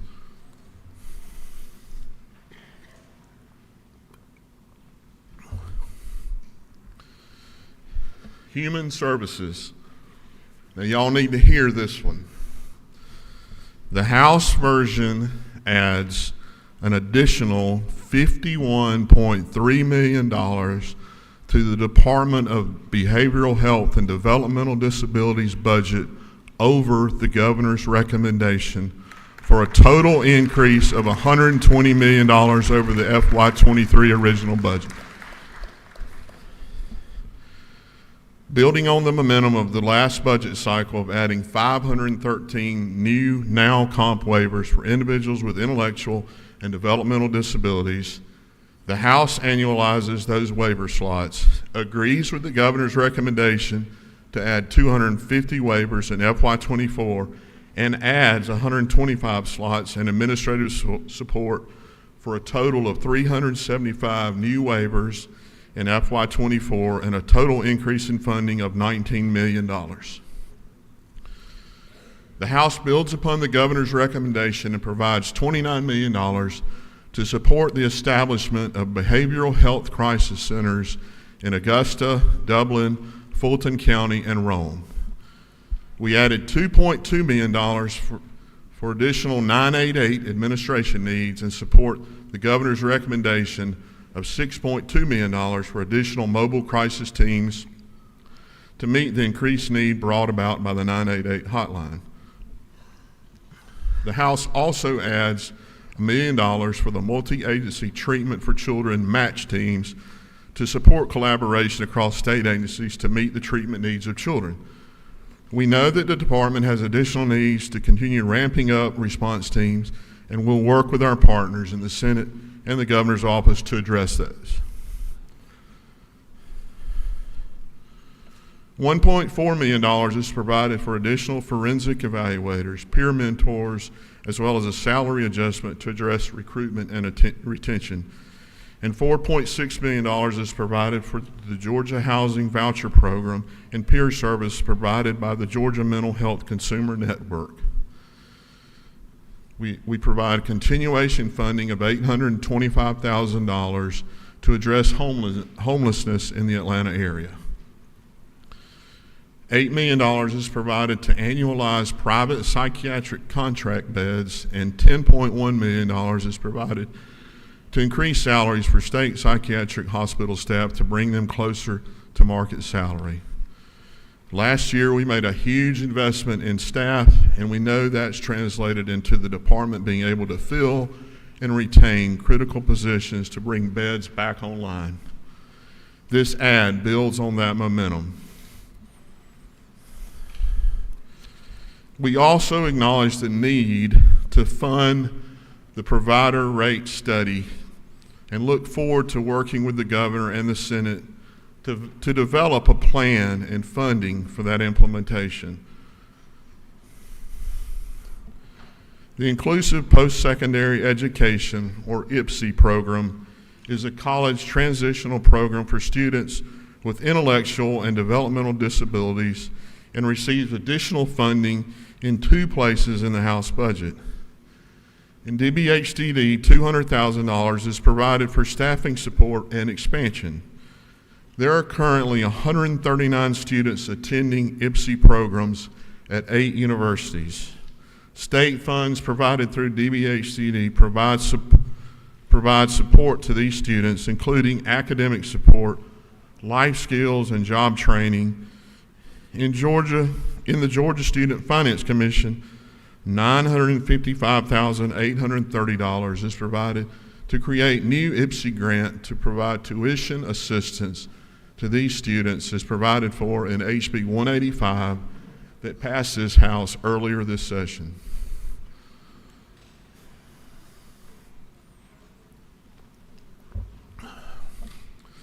The Department of Human Services has appropriated $6.8 million for services for older Georgians, including enhanced capacity for the long-term care ombudsman program, respite care programs for Alzheimer's disease and related dementias, and over 2,500 slots for non-Medicaid home and community-based services. This House adds $11 million to fully fund the department's staffing needs for the unwinding of Medicaid. In the transportation budget, $20.1 million is included in the local maintenance and improvement grants, LMIG, to phase in the percent of motor fuel funds appropriated to LMIG from 10% to 15% over a 5-year period. LMIG is currently funded at $200 million and can increase to $300 million in the next 5 years to address maintenance on local roads. In closing, I'd like to acknowledge all the hard work that's gotten us to this point on the floor. Our subcommittees and chairs spent hours meeting and listening to testimony from agencies, advocates, and constituents, and making thoughtful recommendations about what to include in this House version of the budget. Thank you. I'd like to also recognize this budget staff who help and craft this budget during the day, but continue the work long after we've all gone home.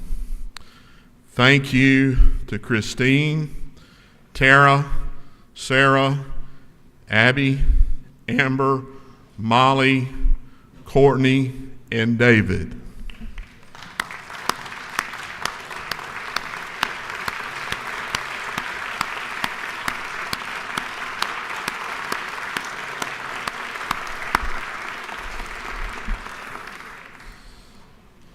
And I saved the best for last. Thank you to Ashley Newton in my office, who keeps me straight.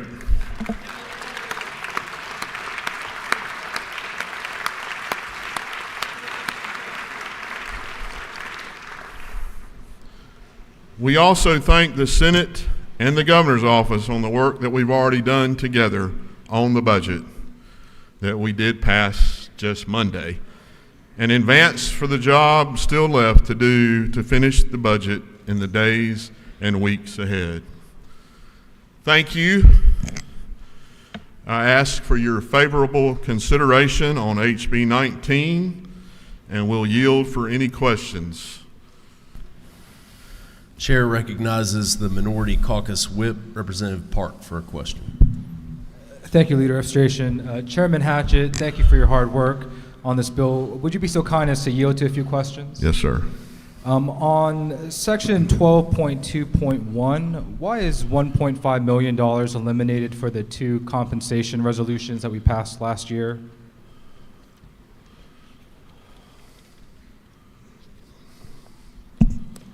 That's 12.2.1.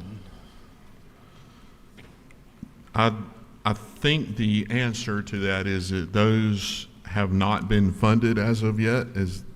I'm looking for a little.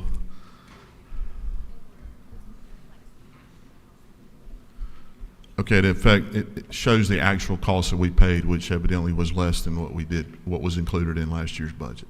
Okay, I'm happy to follow up just for further clarification afterwards. Thank you. On 17.7.2, I saw that there was a reduction in the FMAP for Medicaid aged, blind, and disabled that resulted in the state having to appropriate about $102 million. Is it not true that if Georgia expanded access to health care for this population up to 138% of the federal poverty level, that we could receive an FMAP of up to 90% that would help the state save hundreds of millions of dollars, as we saw in the supplemental FY23 budget? I don't have the exact numbers that you have, but I'm sure you believe that to be true. Thank you, Mr. Chairman. I got a few more questions if you further yield. Yes, sir. Thank you, sir. On section 24.17.5, I'm incredibly grateful and thankful that we are seeing a $2,000 increase for teachers and for state employees throughout the budget. I saw that for law enforcement across the budget, again, the House recommended law enforcement officers, especially for recruitment and retention purposes, receiving a total of $4,000. I was wondering if you'd be able to commit to continuing the bipartisan efforts to ensure that we're investing in our teachers. And that over the coming years, we'll continue to work together to ensure that our teachers in Georgia are some of the best paid in the country. I will commit to you, and I think this budget probably reflects an increase of around $512 million to support our public school teachers. Thank you, Mr. Chairman. On sections 44.7, 44.9, and 44.10, regarding both the Hope Scholarship and the Hope Grant, as you mentioned, the House proposal does fall short of the governor's promise to ensure that the Hope Scholarship and Hope Grant would be fully funded by 100% in his State of the State address. Does the governor accept the House's proposal of falling short of that commitment that he made in the State of the State here on the House? Mr. Whip, I can't comment on whether the governor supports that or not, but I don't know if you were here when we went through the tough times to make changes in Hope. I was, and it was, it was running out of money. The fund was running out of money, and we had to make hard decisions. And the decisions at the time was that we would still continue to support those students that have shown exceptional work in high school, and to award them with the 100% that it was at the present time, and that you would still receive Hope Awards as a regular Hope recipient at a lower level. So this is an increase from 90 to 95, and I hope that it's my hope that we can continue to allow those that have worked exceptionally hard to receive some sort of a reward for what they've done. Thank you. Does the chairman yield for one final question? I'll yield. Is it not true that, again, I greatly appreciate your hard work and that I plan on voting yes to this budget to ensure that we can continue to work in a bipartisan manner to be good stewards of Georgia taxpayer dollars and demonstrate fiscal responsibility? Thank you. Thank you, Mr. Chairman. Do you yield for other questions, Mr. Chairman? Yes, sir. Chair recognizes Chairman David Knight for a question. Thank you. Does the gentleman yield? Yes. To my friend, is it not true that the technical college system plays a vital role in the workforce and the economic development that this state, specifically by offering demand in these high career programs? Yes, sir. And isn't it further true that some of these programs have a very high cost to the education, such as nursing, the CDL, and aviation? And is it further true, sir, that we have increased the credit hour earnings for these programs, therefore helping out in these high demand areas? Yes, we have taken that step, and I believe we've added back to a cut, and we've added $8.2 million to address that situation. Thank you, As Mr. Chairman. as year one of a 3-year program. Thank you, Mr. Chairman. Thank you. Do you yield? Yes. Chair recognizes Chairman Clay Perkle for a question. Thank you, Mr. Chairman. Does the gentleman yield? Yes, sir. So I wrote a couple of these questions down. So I got 2 questions. They're fairly closely related. I'm going to read them both, or I had to write them down because I wouldn't forget them. I'll ask you both and of the questions at once. Is it not true that for the first time we're increasing the LMIG beyond the minimum 10% required by statute? And is it also not further true, in light of your comments regarding us living within our means, that we have both the capacity and the need to advance additional transportation projects if there were additional funding opportunities? Yes, I totally agree. You know, we do have the authority to raise LMIG funds from 10% to 20%, and I think this is a fair step to increase that up to 15% to allow our locals to do more resurfacing in our local communities. And thank you. Thank you, sir. Do you yield, Mr. Chairman? I'll take a couple more. Chair recognizes Representative Maynor for a question. Couldn't wait to get a question from Representative Maynor. Thank you, Mr. Chair. Do you yield? Yes, sir. Yes, ma'am. So I see that we are giving the Department of Public Safety $1.25 million for the satellite post in the Buckhead area. And so my district is between 9 to 10 miles just south of that. Do you think public safety that satellite office could also serve my community if it is not serving the Buckhead community? I'm sure that the lady could discuss that with the colonel and see what she can do to convince that. Thank you. Do you yield, Mr. Chairman? Mr. Leader, I know I'm standing between the weekend and people's families, and I will yield the well and ask for your favorable consideration of HB 19. The gentleman has yielded the well. And at this time, the chair recognizes Chairman Hatchett for a motion.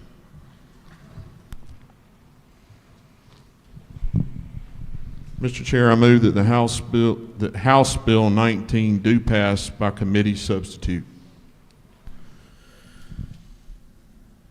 Chairman moves that House Bill 19 do pass by committee substitute. At this time, the chair recognizes Chairwoman Katie Dempsey for a second. Mr. Chairman, I rise to second the passage of HB 19, crafted with fidelity and rich with opportunity for Georgians all across our state. Chairwoman Dempsey seconds the motion. At this time, we'll call the question on House Bill 19. All in favor will say aye, and all opposed will say no. This time, all in favor signify by saying aye. All opposed say no. The ayes have it, and House Bill 19 passes by committee substitute. This time, the chair recognizes the gentleman from the 155th District, Chairman Matt Hatchett. Mr. Chair, as chairman of the committee of the whole House, you're instructed to report the action of the committee of the whole House to the House.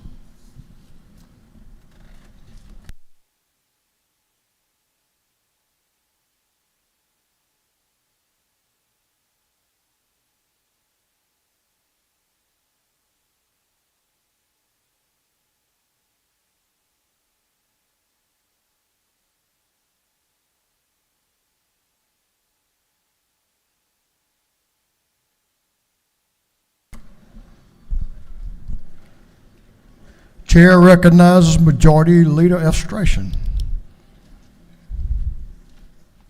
Mr. Speaker, the committee of the whole House has had under consideration House Bill 19 and has instructed me as its chairman to report the same back to the House with the recommendation that House Bill 19 do pass by committee substitute.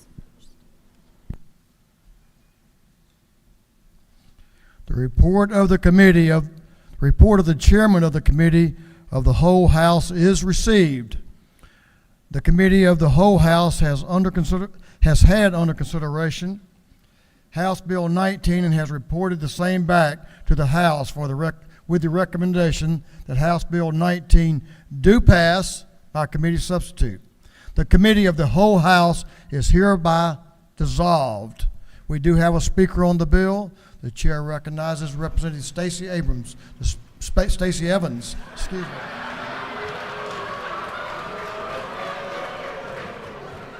That was a Freudian slip, wasn't it? Sorry about that. I know y'all know each other well. Thank you, Mr. Speaker. It's happened before and it'll happen again. It's all good, my friend Stacey Abrams. Not by me. Thank you again, Mr. Speaker and ladies and gentlemen. Let me start by saying I am going to be voting yes on this budget. Let me also recognize that it's Thursday afternoon and some of y'all have a ways to drive. But some things are too important not to bring to light.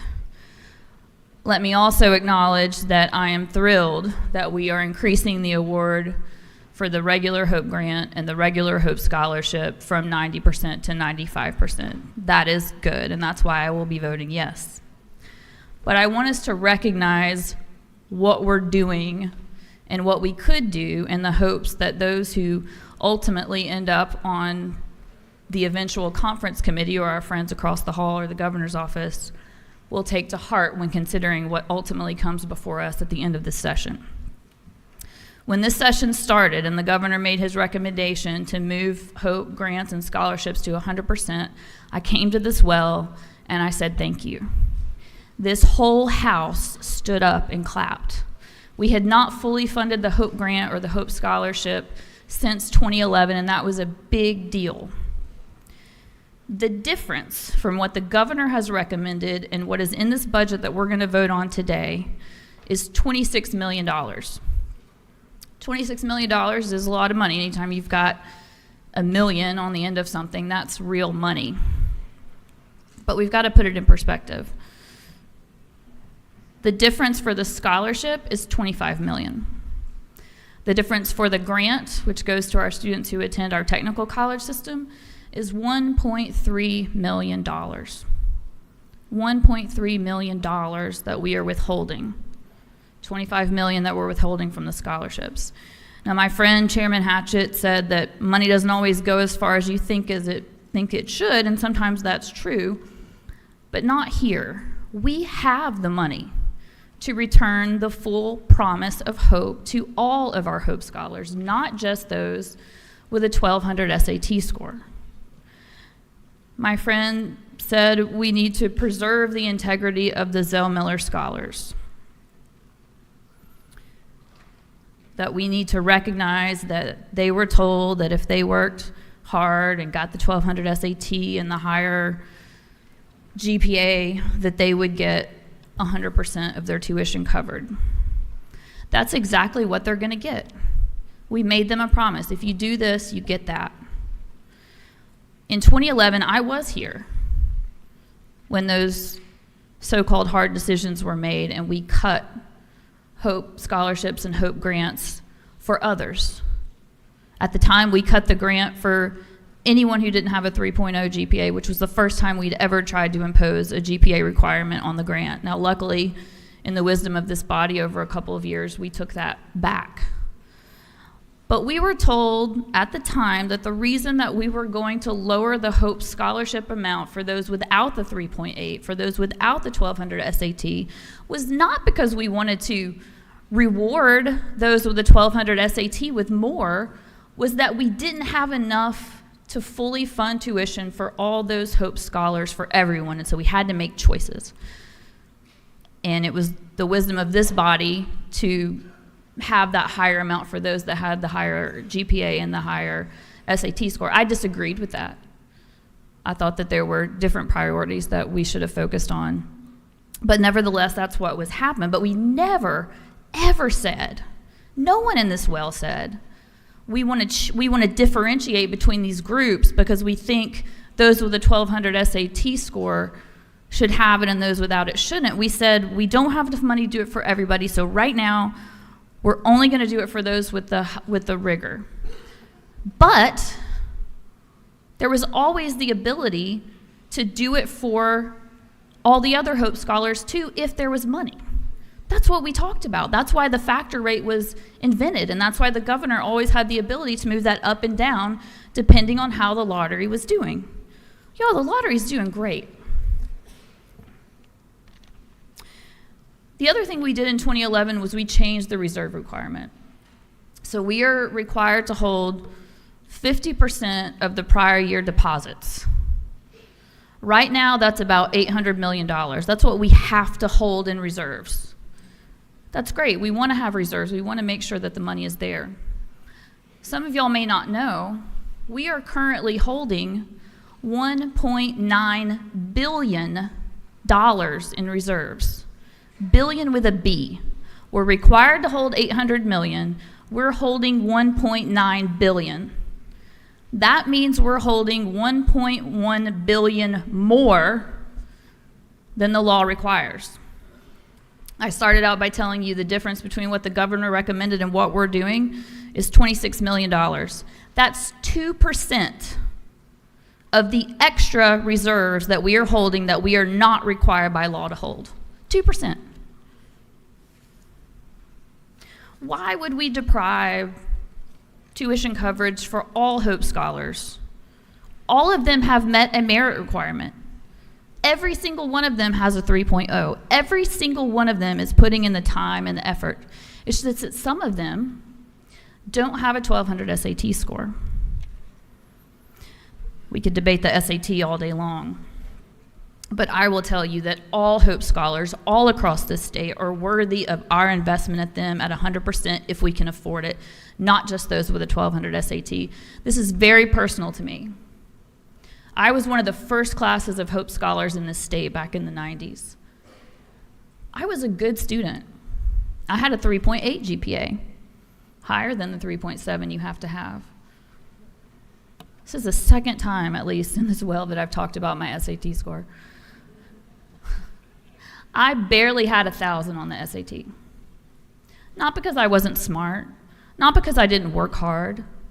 There's just some things that come out in these tests that those that grow up in poor households or those like me that grew up in households without college graduates, it's just different.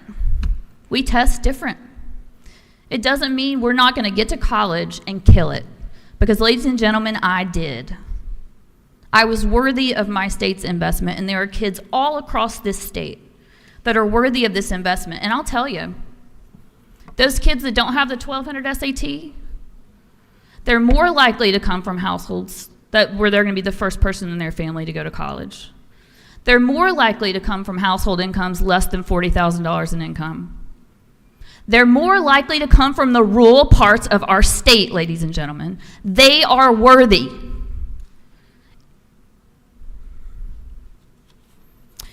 I'm sure there are some that are thinking, Stacy, it's 5%. They need skin in the game. They've got skin in the game, y'all. They're paying fees. They're paying housing. They don't pick up the phone at night and tell mom and dad that they maxed out the credit card again and they need more money, because guess what? Mom and dad don't have it. If you don't have a lot, 5% is a lot. If it's $300, if it's $500 and you don't have it, it might as well be $1 million. We have $1.1 billion that we don't have to hold. And we are going to deprive the students of this state that have earned hope because we want to treat the Zell Miller Scholars a little bit better. Let me talk a little bit about integrity. In 2011, when we made those changes, when we changed, just to recap, before the changes in 2011, if you had a 3.0 GPA, you got 100% of your tuition and your fees covered at Georgia public colleges and universities. We changed the law that said that to say, if you have a 3.7 and you have a 1200 SAT, now you're going to have full tuition, but everyone else will have a percent, and we'll let you know. There were some of us here at the time that obviously didn't want this to happen at all, but begged. At least can we grandfather in the students that are in high school now, the students that have been told their entire academic careers that if you have a 3.0, your tuition is going to be covered. Or even if we can't do it for the kids that are in high school, can we at least do it for the students that have already started college, that are in their freshman year, sophomore year, junior or senior year, where we've said, if you do this, we're going to cover you? No. That, ladies and gentlemen, was a broken promise. Again, we never promised these Zell Miller kids, you're going to get more. All we ever promised them was, if you meet these rigor requirements, you're going to get 100%. And we told the other Hope Scholars that if we had the funds, we would make sure they had it. We never said we're going to treat you different for the sake of treating you different. And that's what we're doing today. So again, I'm voting for this budget because 95% is better than 90. But I hope that those in this body that end up on the conference committee, and those across the hall, and those in the governor's office, will take to heart what I've shared here today. We have the money, and there's no reason not to spend it, because, ladies and gentlemen, Georgia did not approve the lottery for the sake of having a lottery. They approved it to support education.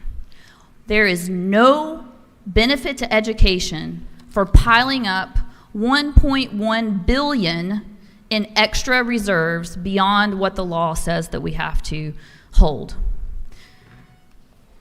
Thank you, Mr. Speaker, and I yield the well. The lady, Representative Stacey Evans, has yielded the well.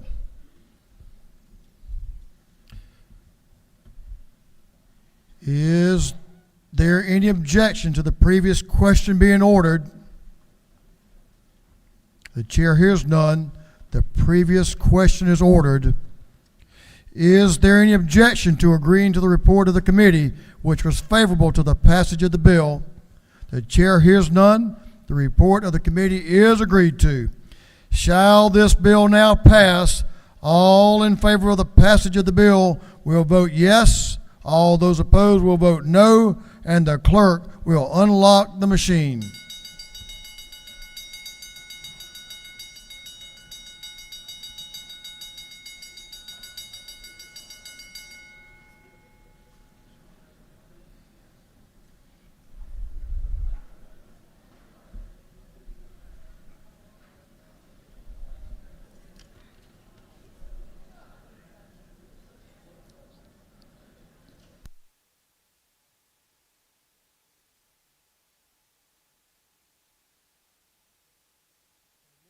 For what purpose does Representative Jan Jones rise? Parliamentary inquiry.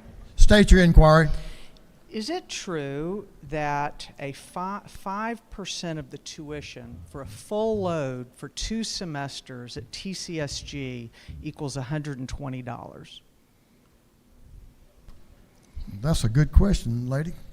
But I'm sure the lady has some insight into that, those numbers.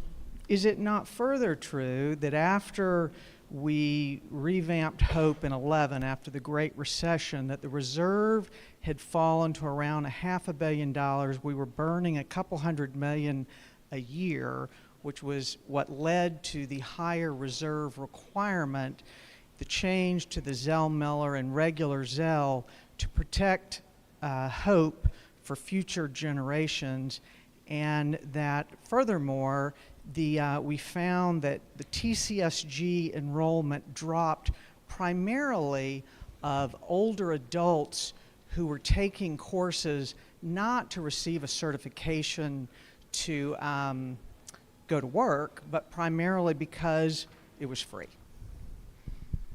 I'm sure the lady knows of what she speaks. She was here, and she voted, and she certainly knows about policy and about our budget. So I'm sure that what the lady says is correct, and I'm sure she believes that.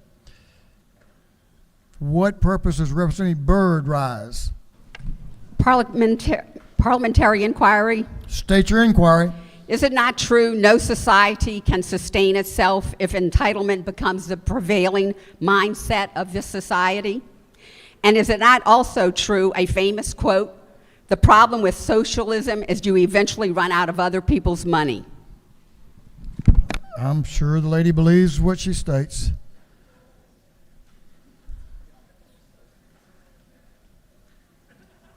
For what purpose does Representative Stacey Evans rise? Parliamentary inquiry. State your inquiry. Mr. Speaker, isn't it true that Georgians all across this state don't do things, not only that they want to do, but things that they need to do because they don't have $125 in their checking accounts? I'm sure the lady believes what she so states. One further inquiry.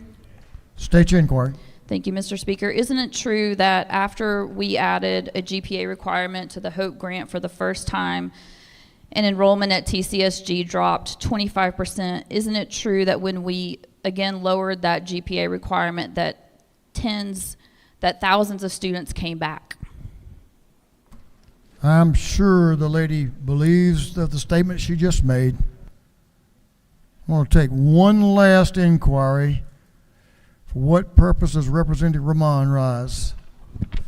Parliamentary inquiry. State your inquiry. Thank you, Mr. Speaker. Is it not true that those who work in college counseling, who try to help students finish out their college careers, have found that students drop out sometimes because they could not afford their textbooks, which could literally be as little as $50 and up to $500?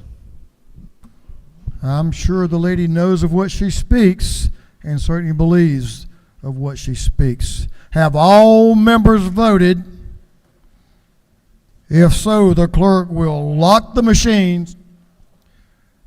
On the passage of the bill, the yeas were 167, the nays 1. This bill, having received the requisite constitutional majority, is therefore passed. Congratulations, Mr. Chairman.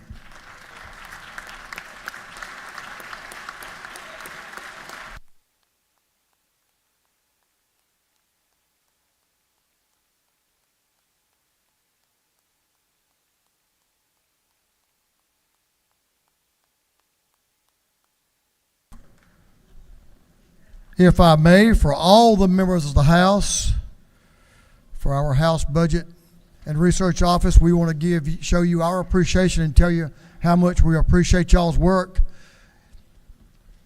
Whether it's on an amended budget or this big budget, I know y'all spend many, many hours working with the committees, with your chairs, and thanks to the chairs of the appropriations, we owe you a debt of gratitude. And to you, Mr. Chairman, it's your first budget. It's a pretty good one, too. You're doing great work, and you've been dedicated for months upon months to do this work, and you are appreciated. Let's show them our appreciation.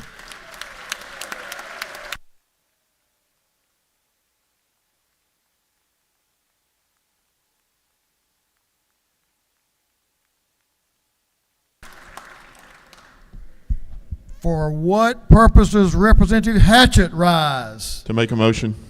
State your motion. I move that House Bill 19 be immediately transmitted to the Senate.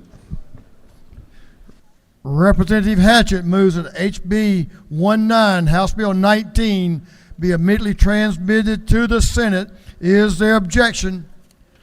Hearing none, it is so ordered.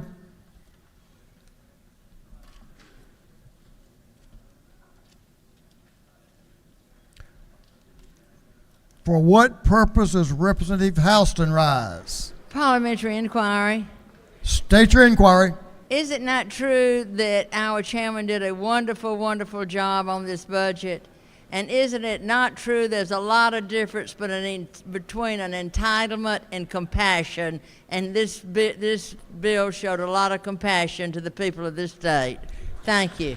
I'm sure the lady thoroughly believes of what she speaks. And we appreciate her work on the budget as well. We're moving on to afternoon orders at this time. Representative Wade is recognized for... Representative Wade, just slow down a little bit. Why don't we recognize Representative Maynard? She's a little bit closer to you. Representative Maynard. Oh, excuse me. She doesn't want to go now. Representative Wade, come on down.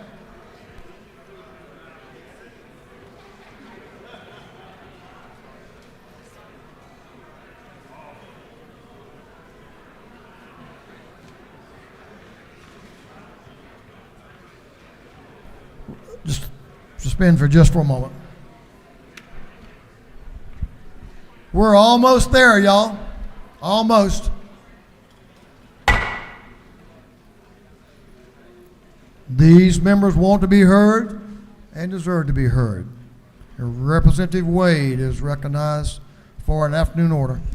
Good evening, colleagues. I just want to tell you, I want to give you some exciting news about my home community in my district, Lumpkin County, Georgia. We had the great UNG event for the 150th earlier this week. Also, Southern Living has named our little hometown, Dahlonega, Georgia, as Georgia's best small town. So shout out to Dahlonega and Lumpkin County. And then also, I hope you will join me in praying for safety and a championship for 2 years in a row for the Lumpkin County Lady Indians basketball team. They will compete for their second state championship tomorrow, and those are some tough young ladies. I'm very proud of you guys. We'll be hopefully down there with you. Thanks. Thank you, sir. Representative Huddleston is recognized for an afternoon order. Thank you, Mr. Speaker. I'd like to share about a resolution. Basically, it's urging Congress to enact legislation to ensure that spouses of active duty service members are able to obtain the retirement benefits that they have earned by combining vesting services across multiple public pension plans to be allowed. I want to thank Representative Campbell for being part of this as we started. What this does is a lot of the spouses that has traveled around with the active military spouses to basically obtain their retirement that they have put in over the years and all those different opportunities. So, thank you. Thank you. Good teamwork, Representative Campbell and Representative Huddleston. Representative Dewey McLean, recognized for an afternoon order. Thank you, Mr. Speaker. I kind of hope I can get all my Gwinnett House delegation to join me this because it's a special day for us in the House. Thank you. Here we go. Friends. Yes, all my friends. You know, it's great for us to have our chair lady, our chairwoman from Gwinnett County, Nicole Henderson, in the hall. If y'all get up and show her what we call a house warm welcome. I want you to know she came down from Gwinnett, and we do appreciate her. Thank you for all you do for Gwinnett, Madam Chair. Thank you. Thank you, Representative McLean. Thank you, Mr. Speaker. Representative Maynard is now recognized for an afternoon order. Thank you, Mr. Speaker. I would like to acknowledge Keith Dobbins. He's the Executive Director of the African American Wellness Institute of Atlanta, as well as Kenny Hampton, the President, Patrick McNeil, the National Director, and John Gregory, the President of the National Center for Urban Solutions. They work with communities to support black male wellness. In my district in particular, at Friendship Baptist Church, every year we do a 5K, and there are vendors that support black male wellness. And they are not here in the gallery, but I salute them for their work in the community. Thank you. Congratulations. All right, members, we have one more.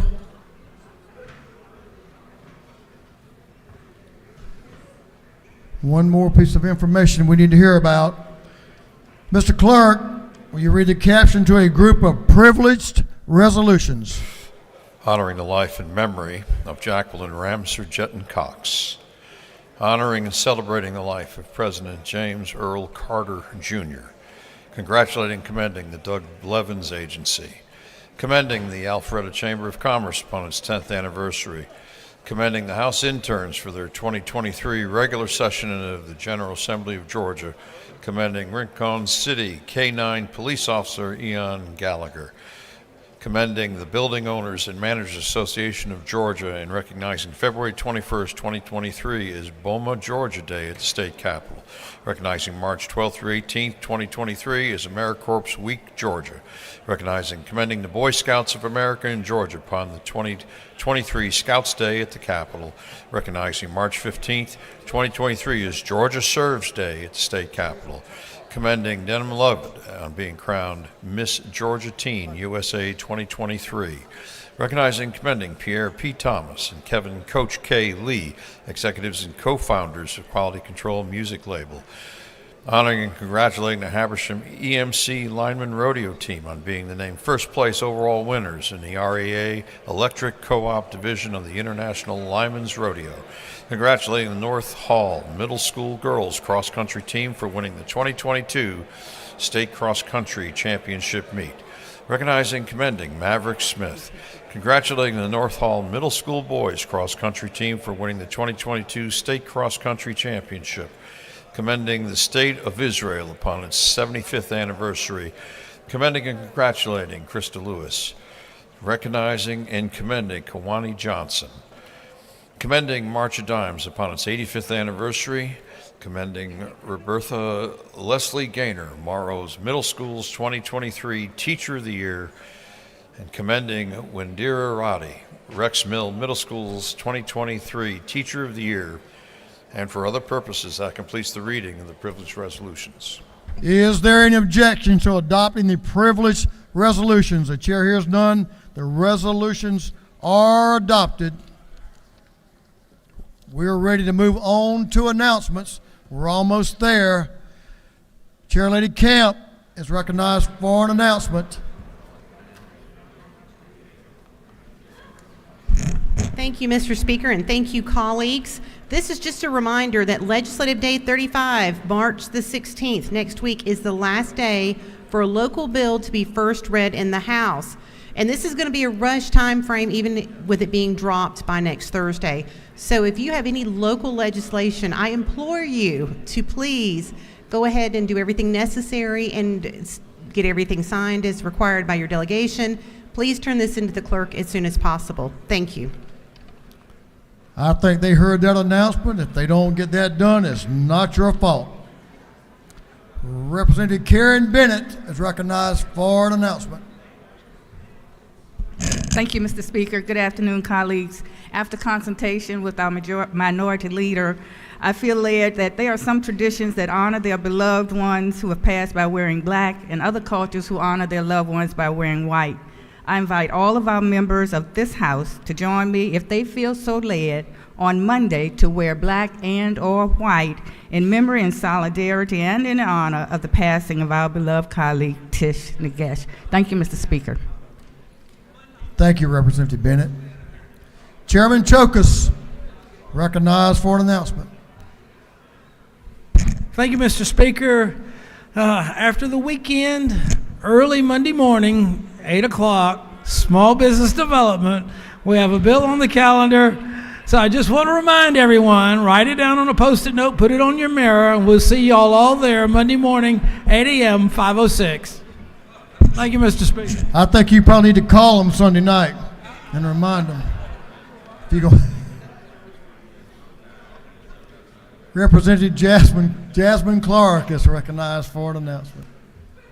Thank you, Mr. Speaker. On Monday at 4 o'clock, the Westminster robotics team will be coming down to the Capitol. They will be showing off their competition robots, and they really want to share it with you all. So would love if you all would come down and support the students. This is 4 o'clock on Monday and 2:30 CAP. Hope to see you there. Food will be served. That completes our announcements. We have a couple of birthdays. Tomorrow, Friday, March the 10th, Representative Amari Crawford has a birthday. Representative Crawford.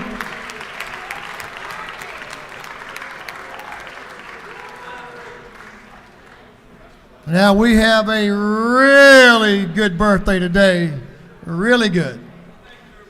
Chairman of the Rules Committee, Representative Chairman from Columbus, Richard Smith, is 39 years young today. Thank you, Mr. Chairman. If you have a page, they're still with us, so we invite you to come down, come up front as soon as we adjourn so we can have page photos. The majority leader of this House is recognized for a motion. Thank you, Mr. Speaker. I move that this House stand adjourned until 10 a.m. on Monday, March 13th, 2023. On the motion of the majority leader that this House stand adjourned, thank you for your presence and attention today. Stand adjourned until Monday, March the 13th at 10 a.m. Monday, March 13th, 2023, 10 a.m. All those in favor will say aye. All those in favor will say aye. All those opposed will say no. The ayes have it. We'll adjourn and see y'all Monday.